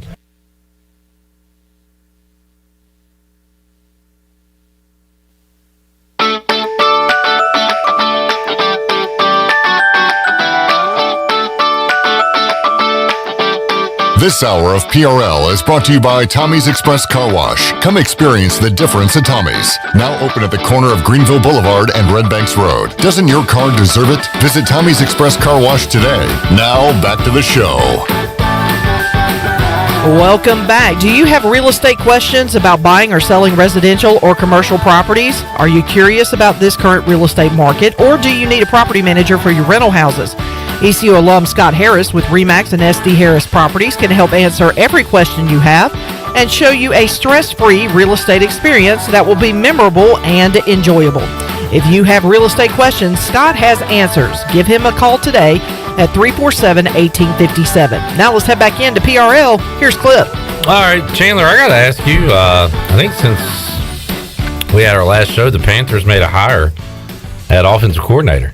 Ben Mcadoo. Yeah, Mcadoo. What do you think? Well, is he a rock star? No. Well, I mean, like we mentioned last week, he's more remembered for the head coaching gig he had with the Giants, which they were just absolutely terrible. And you know of him because, well, he's in y'all's division with the Washington football team. And I really can't remember when he was the offensive coordinator, but you've said it here on the show that you don't think, in your unpopular opinion, that hire would not be a bad hire. It's a terrible hire. He's had experience. But I'm here to say that I was correct. I was right all along. That it wouldn't be. It was Scotty always Montgomery. Not Scotty Montgomery. Yeah. All right. At least you can celebrate that, I guess. You know what amazes me about the Panthers is that guy that's such the billionaire. He made all that money. David Tepper. And he's the stupidest owner in basketball. I mean, in football. How many dumb rich folks have you come across in your lifetime? They're out there everywhere. Beyond me? Well, we'll find out here in a moment. No, because Bo has put up $10,000 on the line for this game, Chandler. Winner take all. Are you the new Mattress Mac out of Texas? Hey, look, that's probably what they're paying Mcadoo is $10,000. Well, they call Bo Mattress Mac for another reason back in the day, I heard. Oh, God. All right. That was a long time ago. Hey. All right, Bo Bats, Chandler Honeycutt, the rivalry renewed one day years ago. It's been at least 4 years ago. Yeah, you keep saying that. Is that true? It might be even beyond that. No. It was one of my first years here at Pirate Radio. And you've been here for like 7. Yeah. Oh, my God. You know how Bo... It'll be 6 years in August. How there's COVID seniors playing now? That like Holt Naylor's going to be here. Like Chandler was the original COVID senior. Yeah. All right. So we're going to play some sports trivia. Bo, we're going to go to you first each round. The point values and rules will kind of change during the rounds, but so for round 1, this question's worth 2 points. If you need a clue, I'll give you a clue and you can get 1 point on it. And then we'll go to Chandler for a 1 point steal if you don't know it. All right, category 1 is ECU bowl games. ECU bowl games. All right, Bo, in 1978, Tony Collins scored 2 touchdowns as East Carolina defeated this current Conference USA school in the Independence Bowl. Conference USA, 1978 Independence Bowl. I remember the game because Pat Dye was still our coach. So he remembers the game. I'm glad to hear that because at least you know kind of what I'm talking about, but you don't know the opponent. Let's see. And they're a Conference USA team right now? Yes, sir. Back then, they were probably independent, I would imagine. I don't. I remember the game. I remember that we won, and all right. Well, I'll give you a clue. Skip Holtz, coach there, Louisiana Tech. Yes, sir. That is correct for 1 point. Do you know that, Chandler? No, I was going to go with Western Kentucky. All right, the Hilltoppers. All right, your question for 2, Chandler. A year after getting shut out in the Liberty Bowl, it was the Pirates defense stepping up and their 19-13 1995 Liberty Bowl victory over this current Pac-12 school. Stanford. All right, that is correct. Chandler with an early 2-1 lead. All right, these are worth. We'll go 1 point here, no steals. Actually, we'll make it 2, and if you get a steal, you get a point. All right, Bo, name one of the 2 NFC teams that has the longest conference championship game appearance drought in the NFL. These 2 teams met in the NFC Championship on January 12th, 1992, and now they share the longest drought in making a conference championship game. NFC, name one of the 2 teams. Detroit Lions. That is correct. Well done. All right, Chandler, can you name the other team? Is it the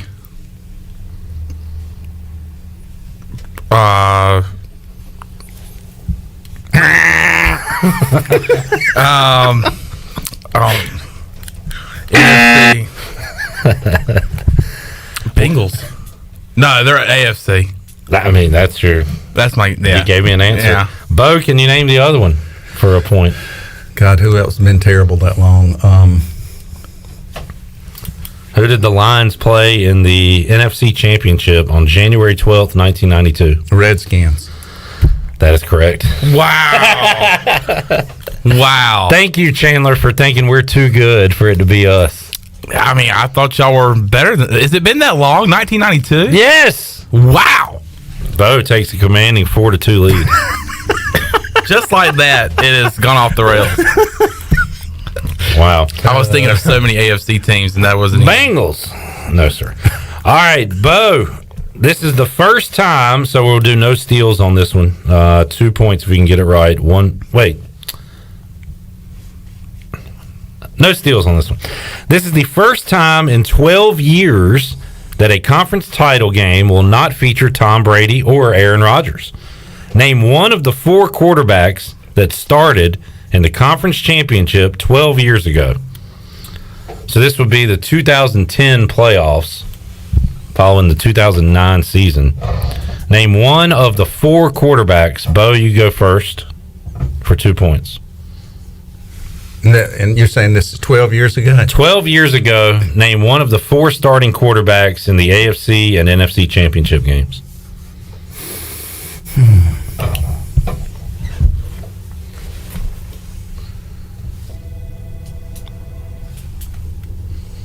Name a quarterback. No, just name a quarterback. God, 12 years ago is hard. Eli Manning. That's a great guess, but that is incorrect. Chandler. I'm going to go Big Ben. That is also incorrect. The answers are Brett Favre with Minnesota. Is Kurt Warner one of them? Drew Brees, Mark Sanchez, and I can't believe nobody said Peyton Manning. But nobody said Peyton Manning. So nobody. I was thinking that was the year that the Steelers and Arizona played. Was that the 09 season? Okay. Year after. My Steelers fan is saying that was 1 year off. Okay. That you're thinking of. All right, current events. Bo, the new AP Top 25 polls out in college basketball. This SEC team is number 1 in the nation for the first time ever. Auburn. Auburn is correct. Bruce Pearl. All right, Chandler. This team currently has the most wins in the NBA this season with 36. Phoenix Suns. That is also correct. So Chandler stays alive. It is 6-4. Bo with the lead. All right, so this one, we're going to go back and forth. There are no steals, 1 point apiece. I'm going to name a Super Bowl winner since 2000. You tell me a team that they defeated in the Super Bowl since 2000. Okay. You understand? So if I said Chiefs, you would say 49ers. Mm-hmm. All right. Bo, Patriots. Seattle. All right, Seahawks is correct. Chandler, Patriots. The Eagles. The Eagles is correct. Bo, your team is the Patriots. Falcons. That is correct. Chandler, your team is the Patriots. The Carolina Panthers. All right, y'all ran through that one. The only other team remaining is the Rams. The Rams. Well done. All right, our final category, and Chandler, you're going to need Bo to you're going to need to sweep here. But Bo can lock it up right here if he gets this one right. The category is Bo or Chandler. The answer will have Bo or Chandler as the first or last name. All right, Bo, this 2-time Pro Bowler was the losing starting quarterback in Super Bowl 33. 33. You said his name will have either Bo or Chandler? Correct. Chris Chandler. Chris Chandler is the winner. Chandler, just to get your points up, he made his MLB debut in 2019. The shortstop made his first All-Star appearance last season. That is, he needs 3 more to catch his dad, who went to 4 All-Star games. Bo Bichette? Bo Bichette is correct. I win! You win that question. Well done, but you got me again, Bobo. Bo Batts is our champion today. Congratulations, Bo. 2 in a row. Well, you know what? It helps a whole lot when the questions I'm asked were before he was even born. Well, I tried to make it fair for each. No, that was good. That was good. So I'm glad you were able to get your trivia fix in this week because you will have a guest host on Wednesday. I guess the deciding factor was you not knowing Washington sucked as bad as they have. I know. Hey, I didn't disrespect you. I appreciate that. I didn't disrespect you like people are doing Penny right now. He's totally totally focused on how bad Carolina sucks. He's got a valid reason for being focused on how bad the Panthers are. They don't have time to worry about other bad teams like Washington. Bo 2-0 versus Chandler. I'm gonna do like Johnson said. I choose not to run. So that'll be it. I will retire undefeated. Bo, if you're alive 4 years from now, we're going to play again. Hey, Clip. Yeah. I have a trivia question for you. Ooh. What is it, Shirley Rhodes? Well, it's just been announced that the Bills have signed cornerback Elijah Griffin to a 2-year futures deal. This is for Clip, not you, Chandler. Sorry. Elijah Griffin. Yes, Elijah Griffin, who happens to be the son of a very famous rapper who probably had one of the great rap songs of the 90s. Wow. Andy Griffin. Oh, yeah, that whistle song. Yeah. Yeah, no, not that.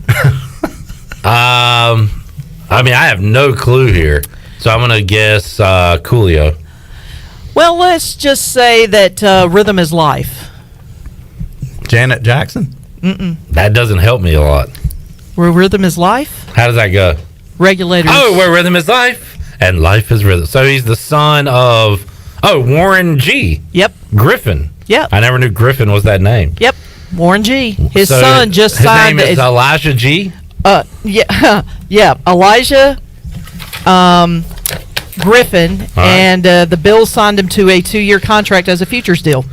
He was on the team's practice squad this year. Thank God this thing wasn't about. Well, I'll tell you what. Bo, are getting a 90s rap? Hey, look. Thanks for ending this segment by embarrassing Clip instead of me losing to Bo again. So now I'm the loser. All right, CJ, I got a question for you. I don't have a question for you. I'll be the big loser here. You guys are winners because you participated and you put your credibility on the line on live radio. So well done. All right, Bo, we'll wrap it up one more time. If people want to get involved, if girls want to participate in the Pitt County Girls Softball League, give us the details one more time. Hey, thanks a lot. And it feels good to beat Chandler again. We are undergoing registration for the 2022 spring season of the Pitt County Girls Softball League. It's easy to get your daughter involved, anywhere between 5 and 18 years old. It's a big group. All you need to do is go to the website, pcgsl.org, and you'll find the agenda, or whatever you call it, the menu, for registration. Go there. It's very easy, but if you do have any issues, don't hesitate to get in touch with me, 714-5485, or the good people down here at 92.7. They know how to get up with me, and they're great. They're great partners with the league. They help me every year keep the league going strong. Bo, always fun to have you on, man. Appreciate it. Thank you, man. And congratulations. Another W. Another one. And go home and tell your wife and family and grandkids that you're the trivia champion. Yeah, I finally did something worthwhile. I did it. All right, let's take a break. We'll come back. When we return, we'll hear from the head man of the ECU Baseball Pirates, Cliff Godwin, what he had to say earlier today, as it was ECU Baseball Media Day. We'll hear that when we return on Pirate Radio Live after this.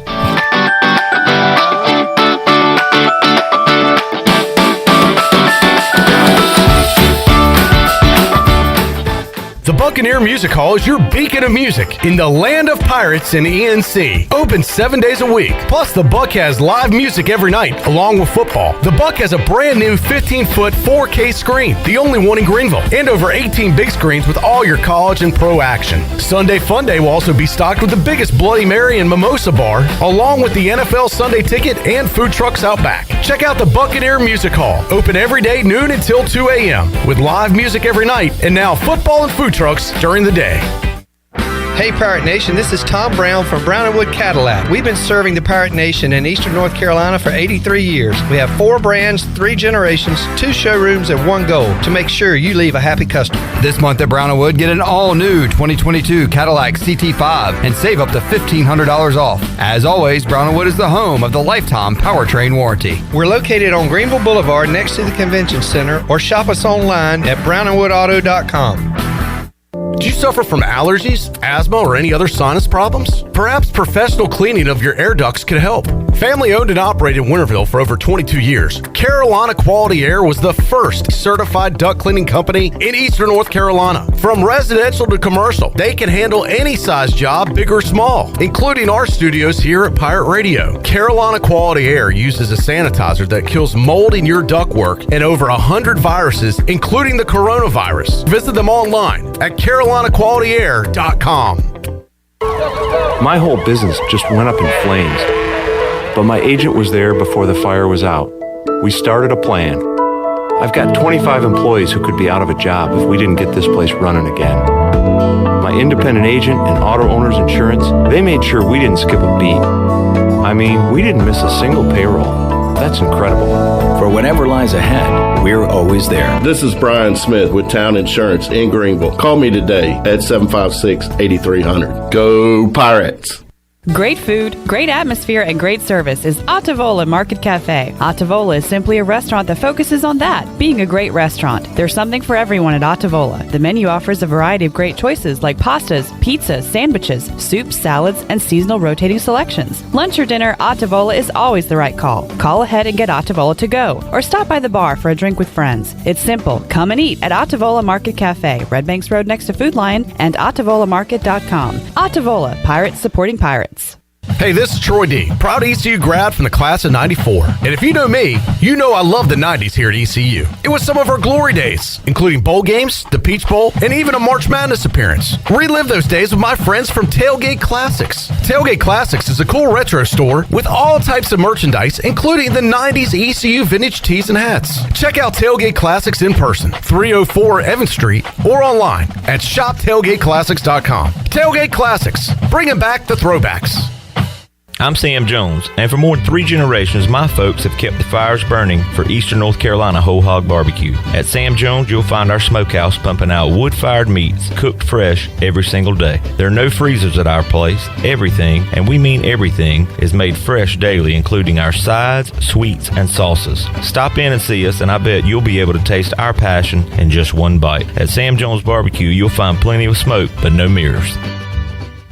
Hi, I'm Annalie Newhoff. And I'm Rob Campbell. And we are with CopyPro. We have been locally owned and operated here in Eastern North Carolina for almost 50 years. CopyPro is the leader in office technology. Does your business struggle with keeping printing costs low or producing professional documents? Here at CopyPro, total customer satisfaction is our #1 priority. We have a variety of solutions to help reduce your printing expenses and make your business more productive. Call us today at 1-800-682-6558 or online at copypro.net. CopyPro, we are the professional office systems people. This is Coach Blake Carroll, defense coordinator for East Carolina football, and you're listening to Pirate Radio, the voice of the Pirate Nation.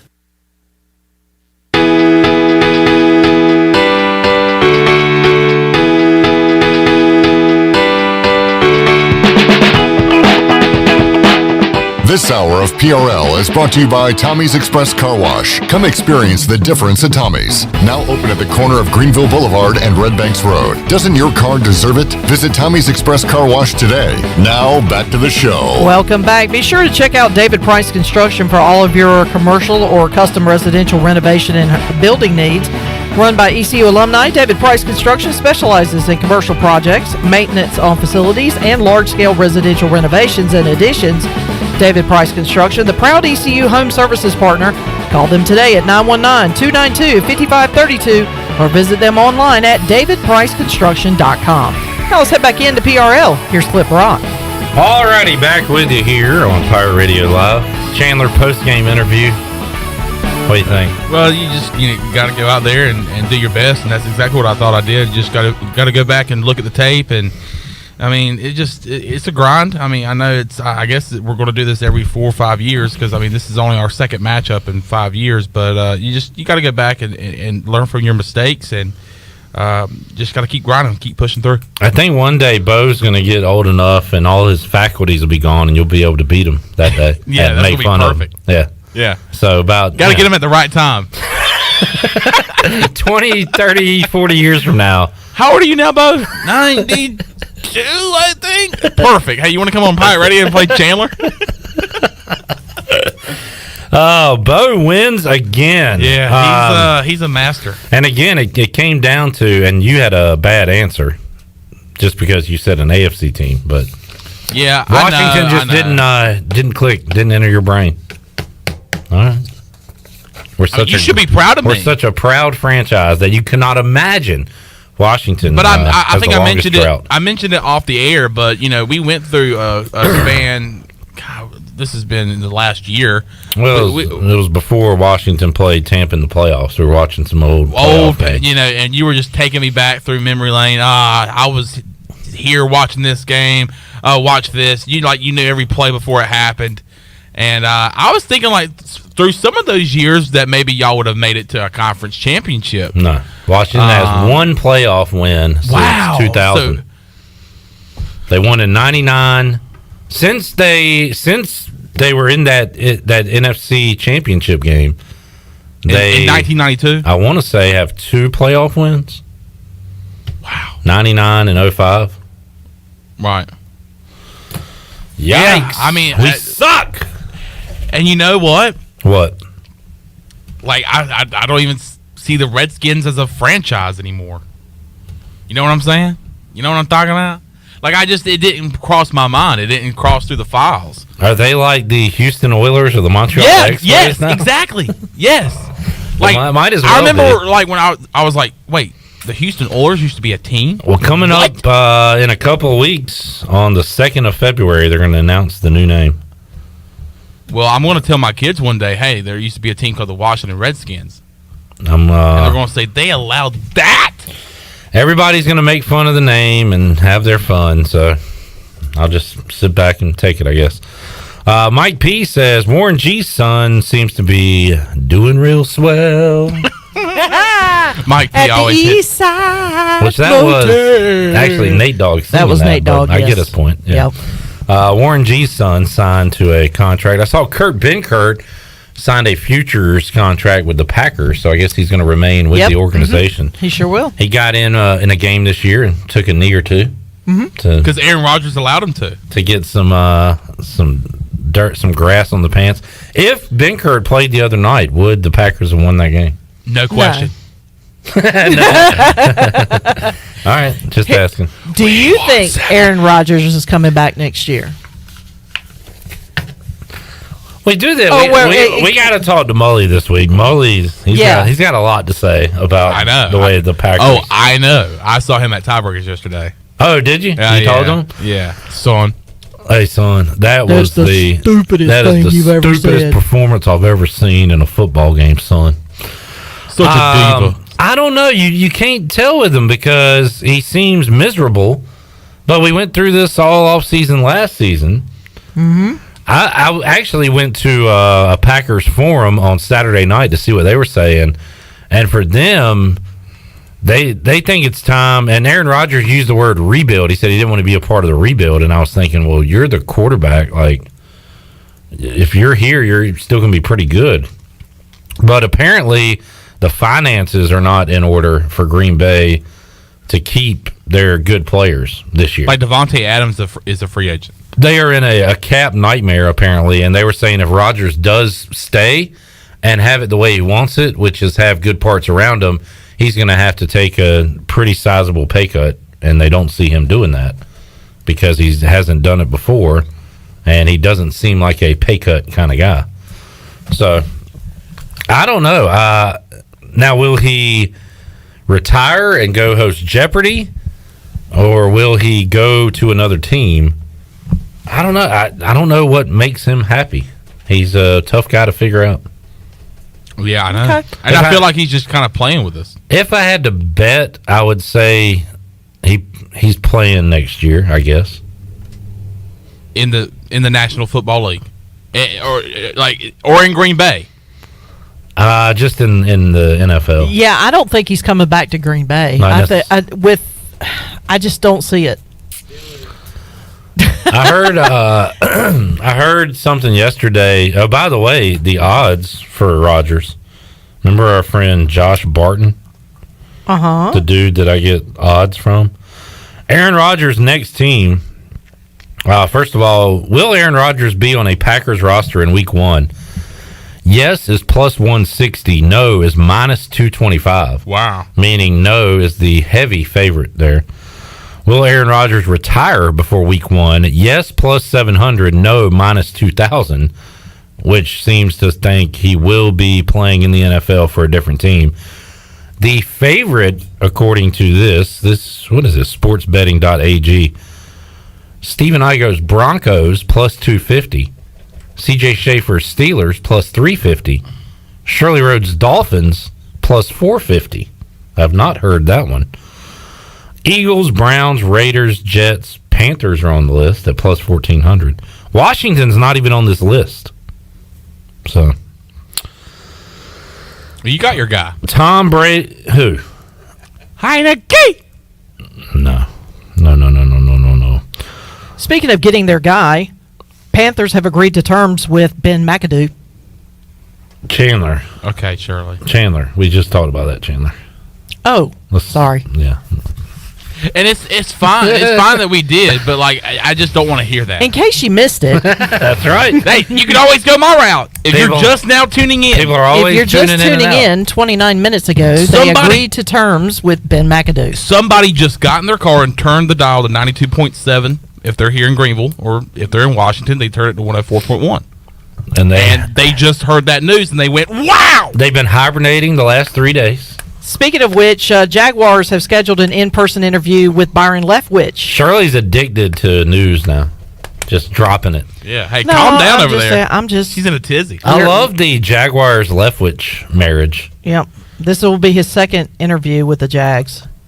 Panthers, they have to make some more hirings, but they're like, what, O-line and stuff like that? O-line, special teams, because we got rid of Chase Blackburn, who was a part of this franchise for some years because he won a Super Bowl with the Giants, and then after winning that Super Bowl, he came to Carolina and played on special teams, and then he became an assistant to the special teams, and then gradually made his way to the coordinator position for special teams. But just this early this offseason, we have fired him. So, yeah, still got some hiring to do for the staff. But we got an offensive guy. Ben Mcadoo, former head coach for the Giants, is our new offensive coordinator in Carolina. I wonder what the next domino to fall will be in the coaching carousel. It can't be completely over yet. Somebody's going to retire. Somebody's going to leave. The Cowboys could fire Mike McCarthy. What about Pete Carroll? Pete Carroll could retire in Seattle. You could have Jim Harbaugh making a move to the NFL. And I've seen reports, and maybe you have too, about Matt Rule being interested in the Michigan job. I just don't even want to look at that anymore. What do you mean? Because I don't want to get my hopes. I got my hopes high with the Oklahoma thing.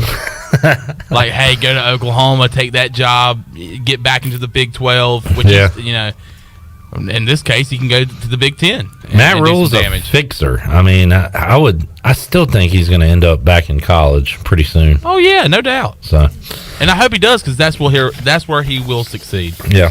All right, let's switch gears. Talk a little ECU baseball. It was media day today, and due to my producing duties on the Brian Bailey Show, I was unable to get there, which kind of stinks because I look forward to both football and baseball media day each and every year. But our crew at Pirate Radio had it covered. The big dog and Jenny did a great job over there getting audio and pictures and video. We've got a lot of those up right now on our social media if you want to see what Cliff Godwin and the players had to say. Let's hear from Cliff Godwin now, his opening comments earlier today at ECU Baseball Media Day. First off, I'd like to just say thanks for everybody showing up. Wasn't always like this, dating back 8 years ago. And to Igo's comment, I think it's the first time we've ever had snow on the ground when we've done Baseball Media Day, so everybody can get a laugh out of that. Also would like to commend our guys that just spoke, our players. It's kind of a proud father moment for me to just sit back and listen to those guys articulate what their experiences are when you guys ask them questions, and especially Zach. I'm sitting back there crying as you guys are asking him about his dad, and Nico was such a staple to Clark LeClaire Stadium and just was such a energy source for me. I mean, I'd walk out in the parking lot and see a smile on his face, and just that entire family. I mean, if it wasn't for the Agnos family with Jake and Zach and, Lee and Nico entrusting us to take care of their kids, I mean, who knows how many regionals we would have been a part of. So I just appreciate that about Zach and his faith in the Greenville community, helping him get through a very tough situation. And I still get emotional about it. I'm actually doing a pretty good job. I'll commend myself right now. I'm not getting choked up. I think I cried enough back there when Zach was talking. But just thank you guys for the support, and we'll let you guys start asking some questions. That was followed up with Cliff Godwin being asked, was this the toughest offseason he has been through as a head coach? Number one, by far. As I've told many people, obviously we knew Nico was really sick, and it was day to day. And when I got that call from Lee about 12:45 on that Friday afternoon, it's one of those moments where I was emotional. I went to the coach's locker room. Zach was lifting weights, and I go, I got to pull this together because Lee and the family have got to tell Zach this, not me. And so I can remember Zach walking in the glass doors you guys entered through, which my office is kind of cat-a-corner from that, and said, "Hey, Zach, your mom wants you to call her." And he looked at me, and I said, "I don't know anything." And of course, I was lying to him at the time, and after the fact, I told him that's the only time I've ever lied to him. But there's no textbook, there's no manual. You don't know what to do, and throughout that situation, I just after he got the phone with his mom, of course, we were hugging and crying in my office, and I said, "Hey, go get your cell phone and stuff, and I'm putting you in my car." And I don't say this like to get reward for it, but that's all I knew what to do, is to drive into Northern Virginia. And so we stopped by his house and got some clothes, and I drove to Northern Virginia, and the good Lord blessed us with no traffic.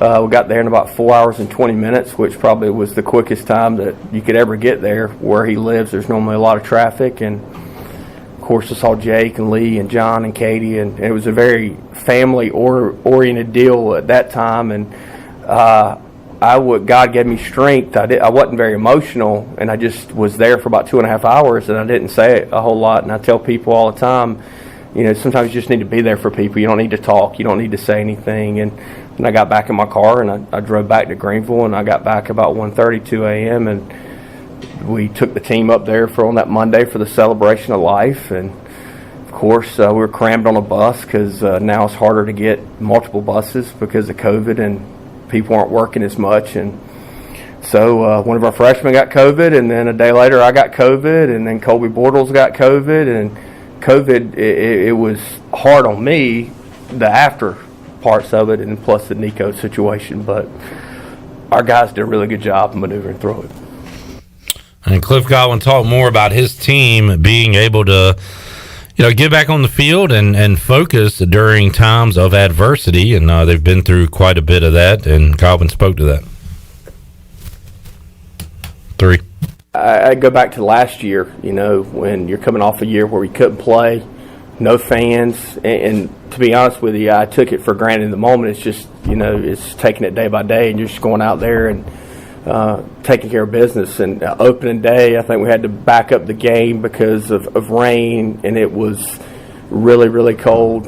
We had to go to extra innings, and it's the first time I ever went into the parking lot, and I had ice on my windshield at about midnight. And I was like, man, I knew it was cold. I didn't know it was that cold. And for our guys to be able to win the conference playing 4 games in a weekend, I don't think people really get what they had to go through. I know the coaches do, because about halfway through the conference season, I was going man, this sucks. This is not fun. It's a marathon, and it's taken me 2 days to recover after a weekend series. And for our guys to win the conference pretty handily, to be quite honest with you, was really special. And then to host a regional with all the fans and Pirate Nation, I get chill bumps talking about it because it was slammed.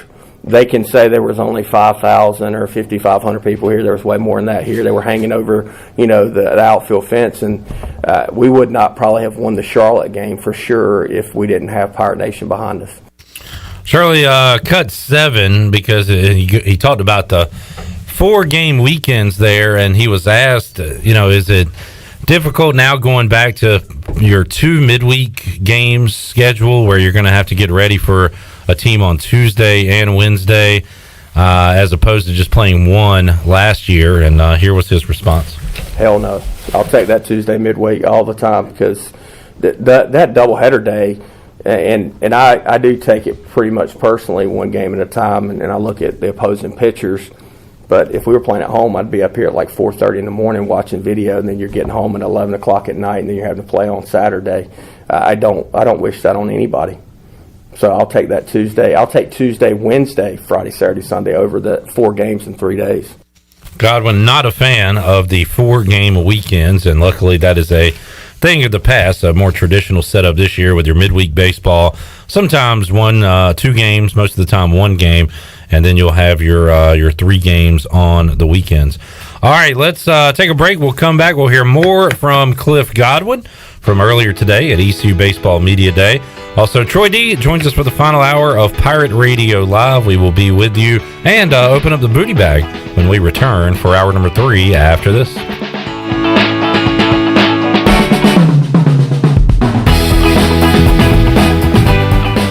Hey dads, it's back. Plan to join us for our 6th annual Daddy-Daughter Dance Friday, February 11th at Rock Springs.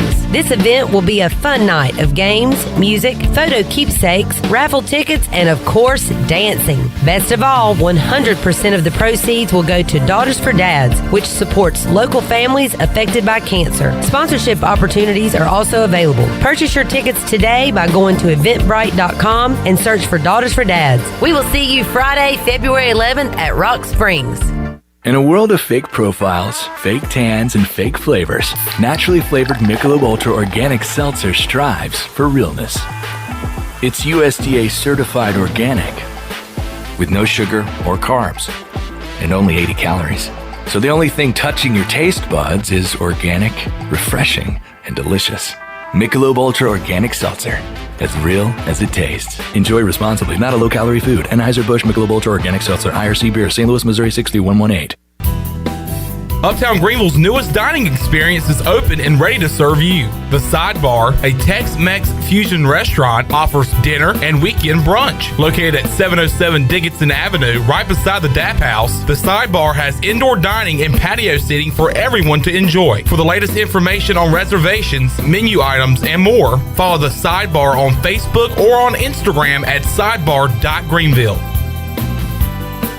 The convenience of Pitt Greenville Airport is waiting just outside your front door. Service is back, so you're connected to destinations worldwide through flights from American Airlines. Plan your next trip. Book your flights today at flypgv.com or aa.com. Avoid the long check-in lines and congestion at the big airports and fly local at PGV. Fast, convenient, and close to home, PGV has more American Airlines flights. Book today at aa.com. PGV, where the pirates fly. If you love the food at Villa Verde, and hey, who doesn't? Now Villa Verde makes it even easier for you to order takeout. Tell us about it, Jay. If you go to myvillaverde.com, you can order online, and we'll have it ready for you to go. Plus, you can pick it up at either one of our locations. No waiting in line to pay, and no waiting at all. Just pick it up and go. With online ordering from myvillaverde.com or from our mobile app, plus even from our Facebook page. Villa Verde, with 2 Greenville locations to serve you. Villa Verde, a platform for good. If you wake up in the morning with a backache, feeling more tired than you did when you went to bed, you probably need a new mattress. And the best place to get that mattress is Factory Mattress. Hi, I'm Kirk Smith, General Manager. For more than 40 years, Factory Mattress has been Greenville and Wilson's local mattress dealer. We guarantee the lowest price on the area's best selection with over 50 models to choose from. No seconds or overruns. Factory Mattress offers only first quality direct from the manufacturer. Sealy Posturepedic, Beautyrest, Stearns & Foster, and Tempur-Pedic. The most highly trained sales associates with over 60 years of combined experience. Same as cash financing with 0 interest up to 48 months and free local delivery. Face it, to have a good day, you've got to have a good night. So sleep better knowing you saved money at Factory Mattress, locally owned on Greenville Boulevard in Greenville, on Forest Hills Road in Wilson, on the web at factorymattressusa.com, and a proud member of Pirates Supporting Pirates. Grow Rug 26 is coming to Greenville March 25th through the 27th. This is DJ Fussell from F3 ENC, inviting all men to sign up now for this leadership training event. The Grow Rug training events are designed to help men become high-impact men by reinforcing the F3 mission of invigoration of male community leadership. To register or to learn more, please visit f3enc.com. That's f3enc.com. Remember, you don't have to be great to get started, but you've got to get started if you want to be great. This is Pirate Radio, WGHB Farmville, 1250 at 92.7 FM Greenville, WDLX Washington, 930 at 104.1 FM Washington.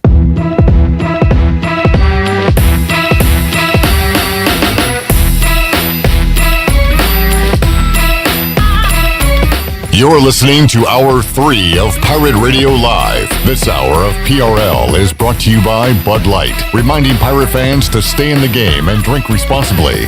Bud Light, the official beer of the ECU Pirates, and proudly distributed by Carolina Eagle Distributing since 1989. Now, back to the show. Welcome back. Carolina Caliber has the area's largest selection for outdoor shooting sports and accessories and is one of the top firearm dealers anywhere.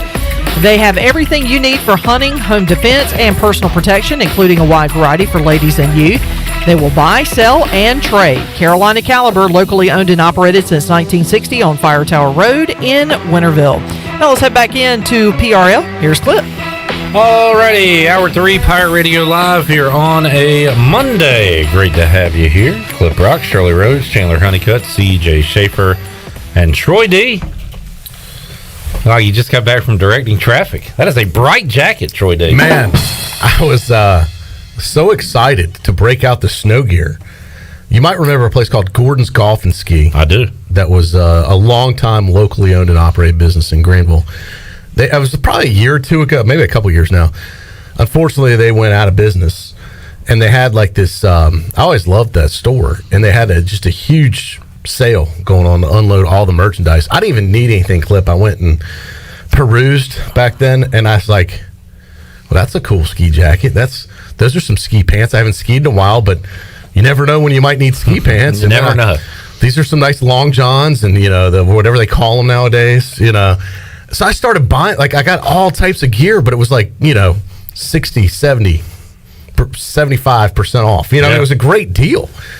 So I was like, and then, the snow was coming this weekend. Mm-hmm. I'm like, where is my snow gear? I was like, I have all the snow gear that I haven't ever broken out. So I dug through my closet, and I found all the stuff I bought at Gordon's that I had never worn. It still had tags on it. It was brand new. I'm like, finally, here's my chance. It's like Aspen, Colorado out here in Greenville Saturday. Christmas in January. So I broke out these ski pants. I broke out this new Under Armour ski jacket. And, man, I just don't want to take it off. I was having so much fun wearing this stuff. And it's keeping me warm, which I like. I'm a big warm guy. Don't like being cold. Big warm guy. So this has the little neon, this was big back in the 80s, some of the neon stuff on the jackets. Now it's making a comeback again. So I just felt like, man. It was neon. There's still snow on the ground, so I figured I'd still wear a ski jacket. Remember neon Umbros in the 90s. Neon was still a thing in the 90s, I would say. Yeah, probably. Maybe more prevalent than the 80s. You think so? I think so. I think it was bigger in the 80s. Neon stuff. What do you say, 80s or 90s? Which was bigger on neon? Yeah. All right, well, you got to use some use out of it. That's a good thing. Yeah. So I'm trying to maximize this winter gear while I can. Yeah, you'll have plenty of opportunities to continue to do it, probably. I can't look at that jacket for more than 3 or 4 seconds. I swear. I can't. It's hurting my eyes. Blinded by the light. It is shiny. It's perfect in the snow, though. Yeah. You can find me easily. Good if you're a cold weather runner, that's a good one, Troy D, because people will see. I did have an incident happen over the weekend where it probably was maybe good I was wearing something like this. Okay, well, you called this a near-death experience. Could have been a near-death experience. And I don't know what happened. You said you were going to save it for the air, so tell us how you almost died. All right, well, could have died. Was this in a classic Troy D overselling? No. So it was Saturday morning. First of all, they blew the forecast by 24 hours. It was supposed to snow, if you remember, Thursday. It was supposed to start late Thursday afternoon as an ice storm and then snow all Thursday night and then be here Friday, which is why we gave everybody the day off Friday and schools were off Friday. Listen, I'm not going to beat up the weather people too bad because they get it wrong a lot. It's just part of the deal with forecasting. They did get the snow part right. They just missed the timing of it. The timing was completely off. They were off by a full day. It did finally come in a day later. What they had predicted for Thursday night ended up happening Friday night into Saturday. All right. With that being said, woke up Saturday morning. It was winter wonderland. Doesn't the snow make everything look beautiful though? Even if you don't like it. Beautiful, yeah. I will say it is kind of very picturesque. Well, my neighbors have ATVs.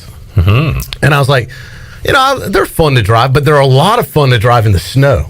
You're probably an ATV. I mean, you grew up on we didn't have any ATVs on the farm. You didn't? Okay. Just tractors.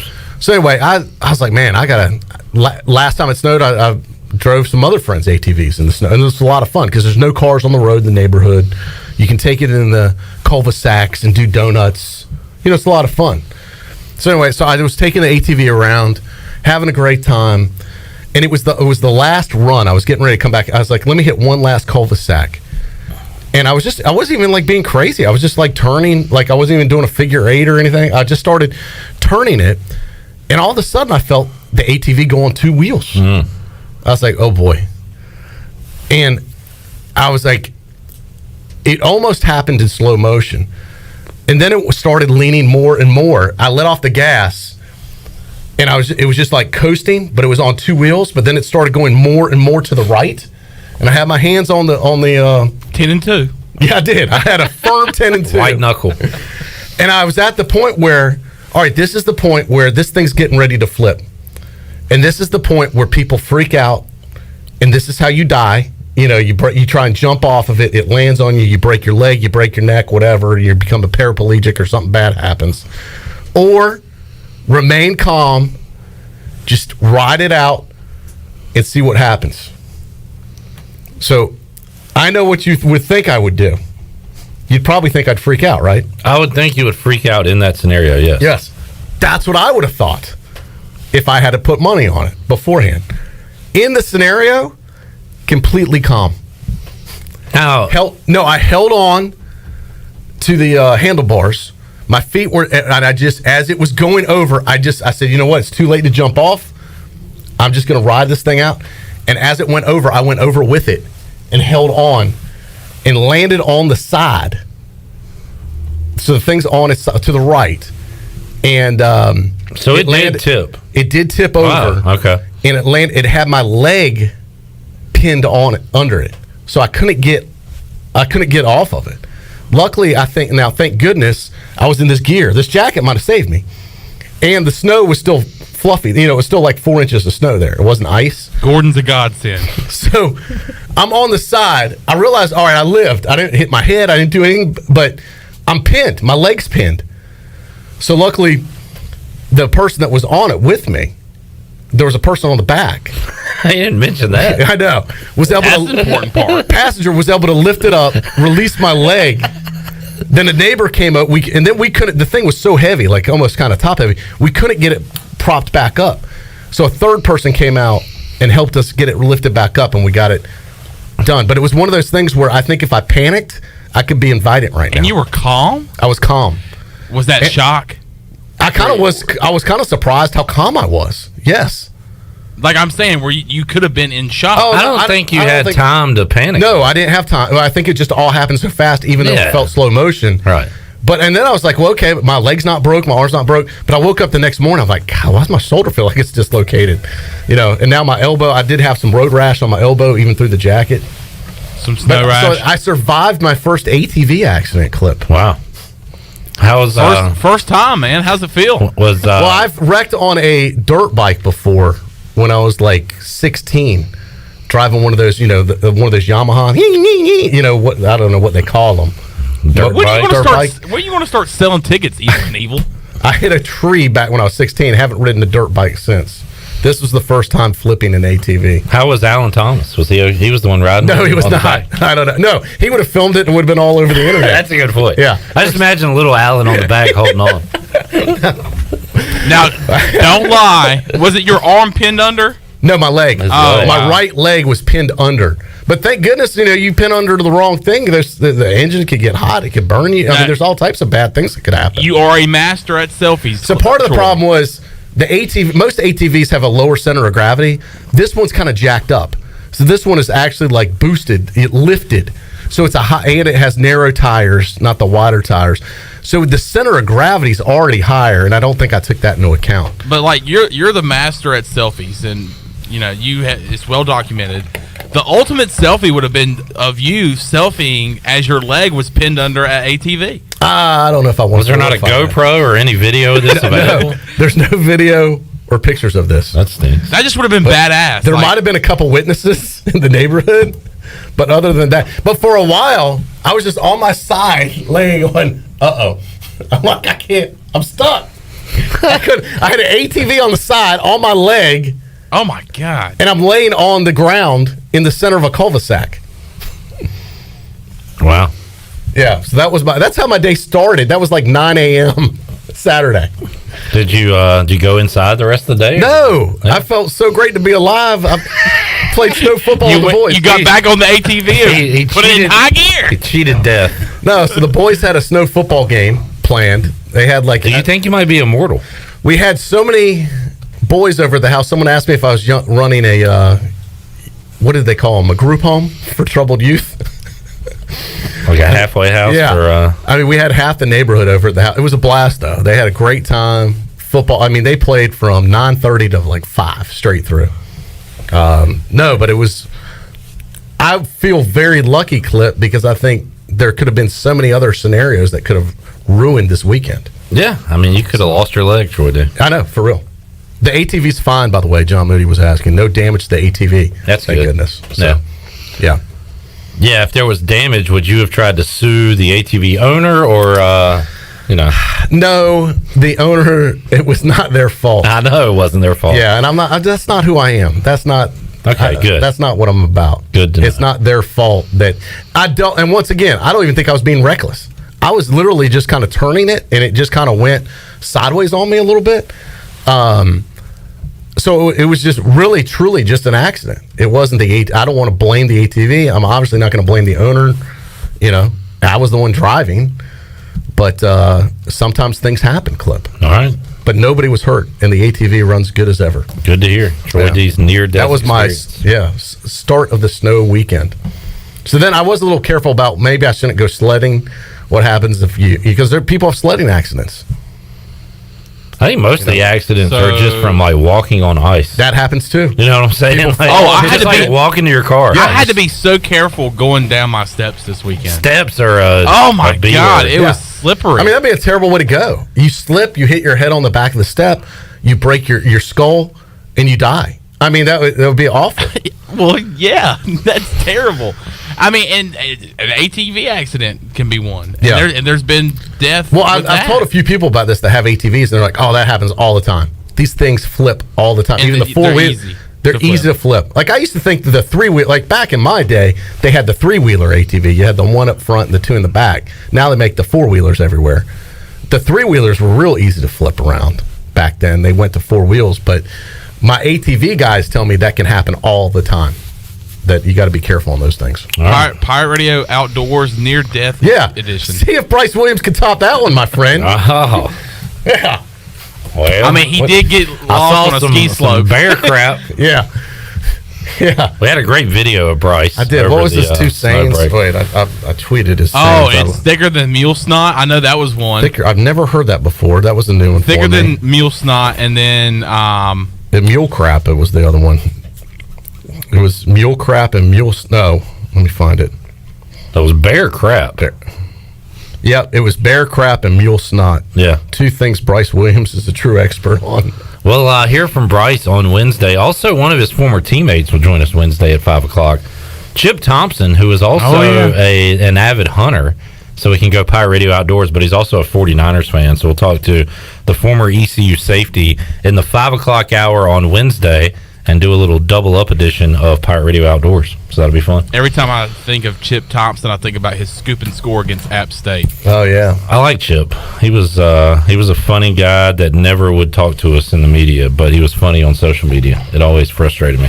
Redbeard says this is a morbid start to the 5 p.m. hour. Sorry. Anybody else have a near-death experience they want to talk about? I flipped a 4-wheeler in the summer last year. Did it land on you? It could have. Did you jump off of it? What? Did you jump off of it as it was? I had no choice. Oh, so it threw you? No, yeah. Okay. The thing flipped several times. Oh, okay. See, this was just one slow turn, and it just went on its side. And that's what. So for me, it was like as I said, a slow motion deal. Back to Troy's story. Yeah. I nearly got struck by lightning. Today? No, not today. No, you asked for a near-death experience. That's like when we were outside a moment ago, and Chandler, I guess there was a lull in the conversation. He wanted to make small talk, and he said, "So did you get any?" And then he stopped himself, and he said, "I was about to ask if you got any snow." And then he realized I live like 20 minutes you away. live 5 minutes and away. everybody got snow. Yeah. Did you get my snow? Hey, Chandler, they don't call it Winterville for nothing, buddy. We live up to the name. Yeah. That was a good one. Hey, Shirley, go fly a kite in a lightning storm. How close were you to getting hit by lightning? Close enough that it melted the shoes. Where did it hit? A shoe melter. Huh? What did it hit? Like a tree you were nearby? No, it hit the pavement not far from where I was standing, and it melted the rubber on my shoes. Wow. Why were you outside during a lightning storm, Shirley? That's your fault. Actually, no, it was my mom's fault. We had gone shopping, and there was a storm that had blown over, and it was like one of the shopping centers where we were going shop to shop. So we had bought some stuff in one store, so she sent me out to the car to go put it in the trunk as she was going to the next store. And I was standing at the trunk, and just, I shut the trunk, and I saw something flash out of the kind of like the side of my corner of my eye, but I didn't know what it was because I wasn't paying attention.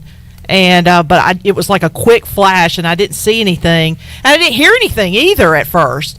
And I turned and started to walk back towards the shopping center, and I realized something felt funny, and I looked down, and my shoes were completely rubber was completely melted down. You didn't even know it until after the fact. I did not know until after the fact. So it's weird. It struck nearby. It did not strike me per se, but it was close enough to where it melted the rubber in my shoes. Yeah.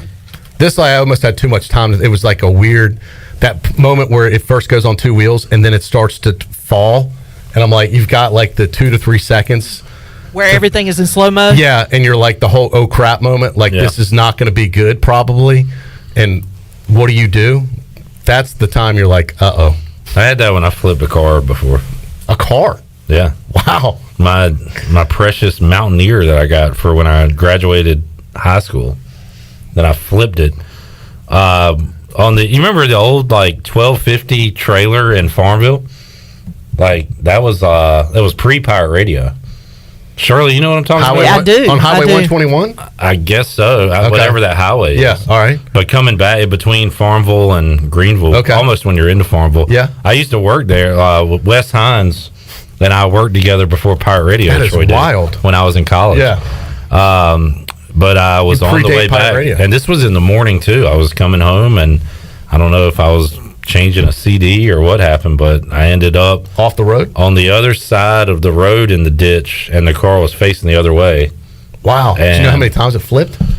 No, I was upside down when I got out, so it was facing the wrong way on its top. Wow. So it might have just did like one turn. So you're lucky. That was kind of a near-death experience for you. Yeah, and I wasn't even really hurt. Did you have your seatbelt on? Yeah. If not, you could have been killed. Yeah. Yeah. Think how different this show would be. It's really strange.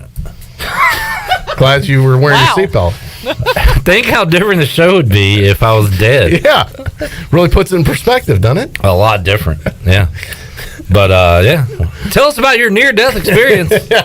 Taking your calls now. 1-800-GRIM Reaper. By the way, did you see Andy Reid's quote? Yes, to I Pat did. Mahomes, when things look grim, be the Grim Reaper. The Grim Reaper. That was the quote of the weekend coming out of the Chiefs. What a Bills weekend game. of games, by the way. It was wild. Wow. We'll take a time out. We'll talk about that, ECU Baseball Media Day, and more. We got to make you a winner, too. So we'll do it all when we return on Pirate Radio Live here on a Morbid Monday. Back with you after this.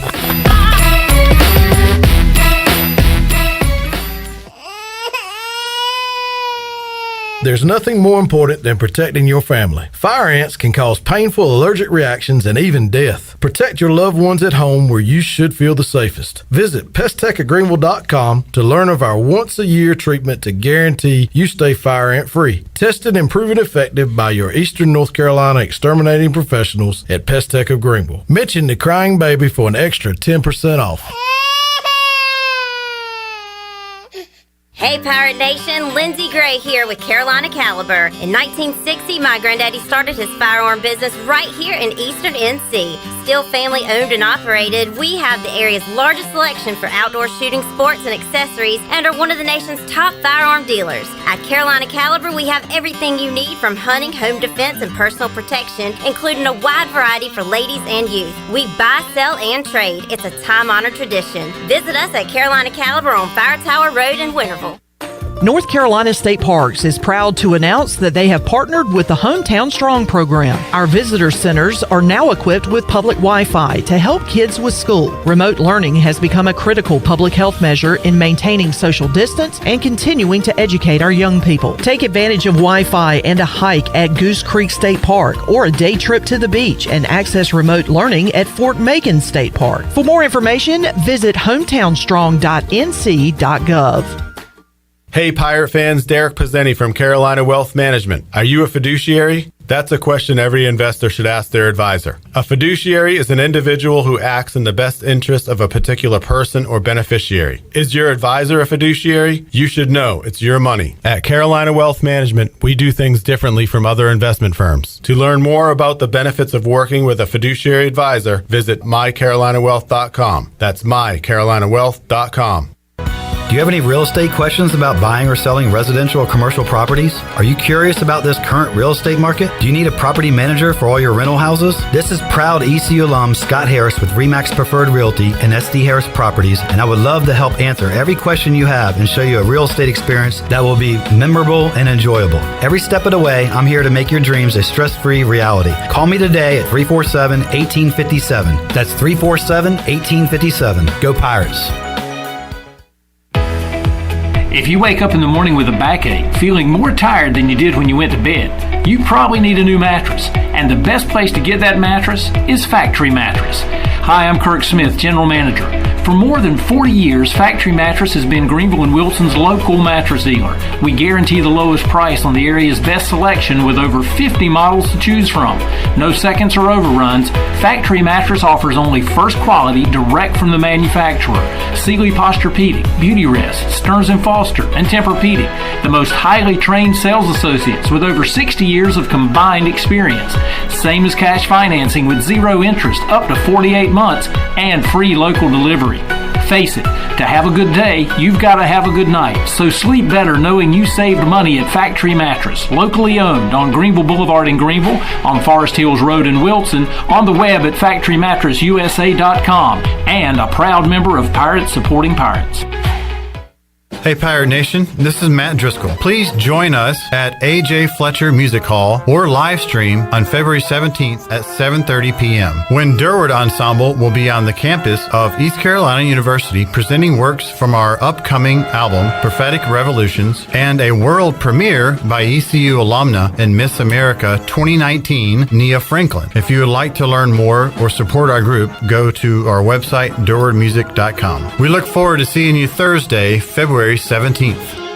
This is Tim Doust, ECU Football Special Teams Coordinator, and you're listening to Pirate Radio, the voice of Pirate Nation.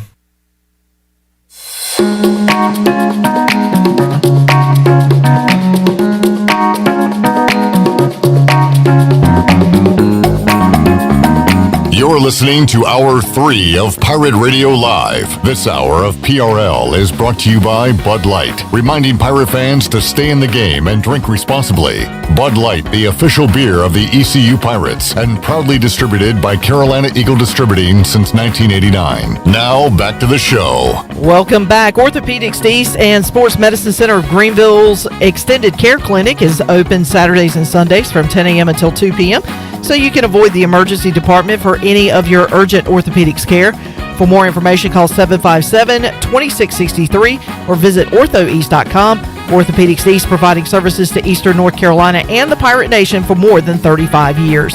Now let's head back into PRL. Here's Clip. Alrighty, back with you here on Pirate Radio Live on a Monday. Clip Brock, Troy D here. Shout out to friend of the show, Brock Anderson, who defeated friend of the show, Lodi, in a wrestling match in Spartanburg, South Carolina on Saturday night, and saw some great Dylan Huffman, formerly of WNCT Channel 9, who's joined us a few times to talk wrestling on the show, was there and had some cool pictures of it as those two faced off. What's Brock's finishing move again? He does... it has a name. It's a submission move, I believe, right? Yeah, I don't know. Lodi was talking about it because he was like, he ain't putting me in that. Well, I heard that he said he wasn't going to get the spine buster. That's it, spine buster. Because that was Arn's famous move. Oh, okay. And Arn was in the ring post-match the other night. Speaking of wrestling, Pirate Radio Podcast Wrestling Edition coming up on Friday. The big dog, Glenn Griffin, and CJ will talk to ECU's own Summer Rae, Danielle Monet, Troy D. Yeah, who's going to be in the Royal Rumble. It's awesome. We had her at the Pirate Radio Tailgate Zone many years ago. She hung out with us. Great person. Remember when she was a student here at ECU, and has made a name for herself. I don't know if I like the red hair. I got to be honest. Used to be blonde. She's gone red. It's really changed her whole look. Interesting you bring that up. She's was going after fat bald guys over the weekend for talking about her being a legend or not. Oh, she's a legend. Yeah, there's no doubt. I'm just don't. Make sure you tell her Troy doesn't know about the red hair. And see what she has to say. I vote for blonde. Okay. Yeah. Anyway. So your vote is in. Yep. Summer Rae. Please pass that along to her. Coming up Friday, one day before she gets in the ring in the Royal Rumble 2022. Who's she wrestling against? She's in the Royal Rumble. Oh, everybody. Yep. It's okay. Who's she wrestling against? Everybody. Literally. Is it just a female version? So every female's in this? Correct. Okay. Yep. How many? 20? 30. 30. Yeah. Wow. 29 other WWE wrestlers. A lot of female wrestling. A lot of red hair in that ring. All right, so that's coming up on Friday. Stay tuned for that. Troy, what a weekend. Good weekend. I saw a lot of Bears fans celebrating. Yeah, first of all, how about the comeback? What's the joke? The Dow Jones Industrial Average comeback today. Everyone's talking about it. You missed it. Hit it, Shirley. It was down. It was down 900 points. It came back and finished up 100. It was a 1,000-point turnaround. Cool, neat story. It was a great comeback. Anyway, sorry, go ahead. Great comeback. Cool, neat story. We're all pumped. For you stock market geeks, that was a funny joke. That was for you. Yeah. We got something for everybody. Yeah, here we go. All right, well, Bear fans were happy because our once a Bear, always a Bear, Robbie Gold, it's good, finished off the Packers. You know what? I was going to start with Rodgers, but I was going to bring that up. That's kind of a touchy subject, though, because you wanted to keep Robbie Gold. 100%. The guys was incredible, and they got too cheap in the front office.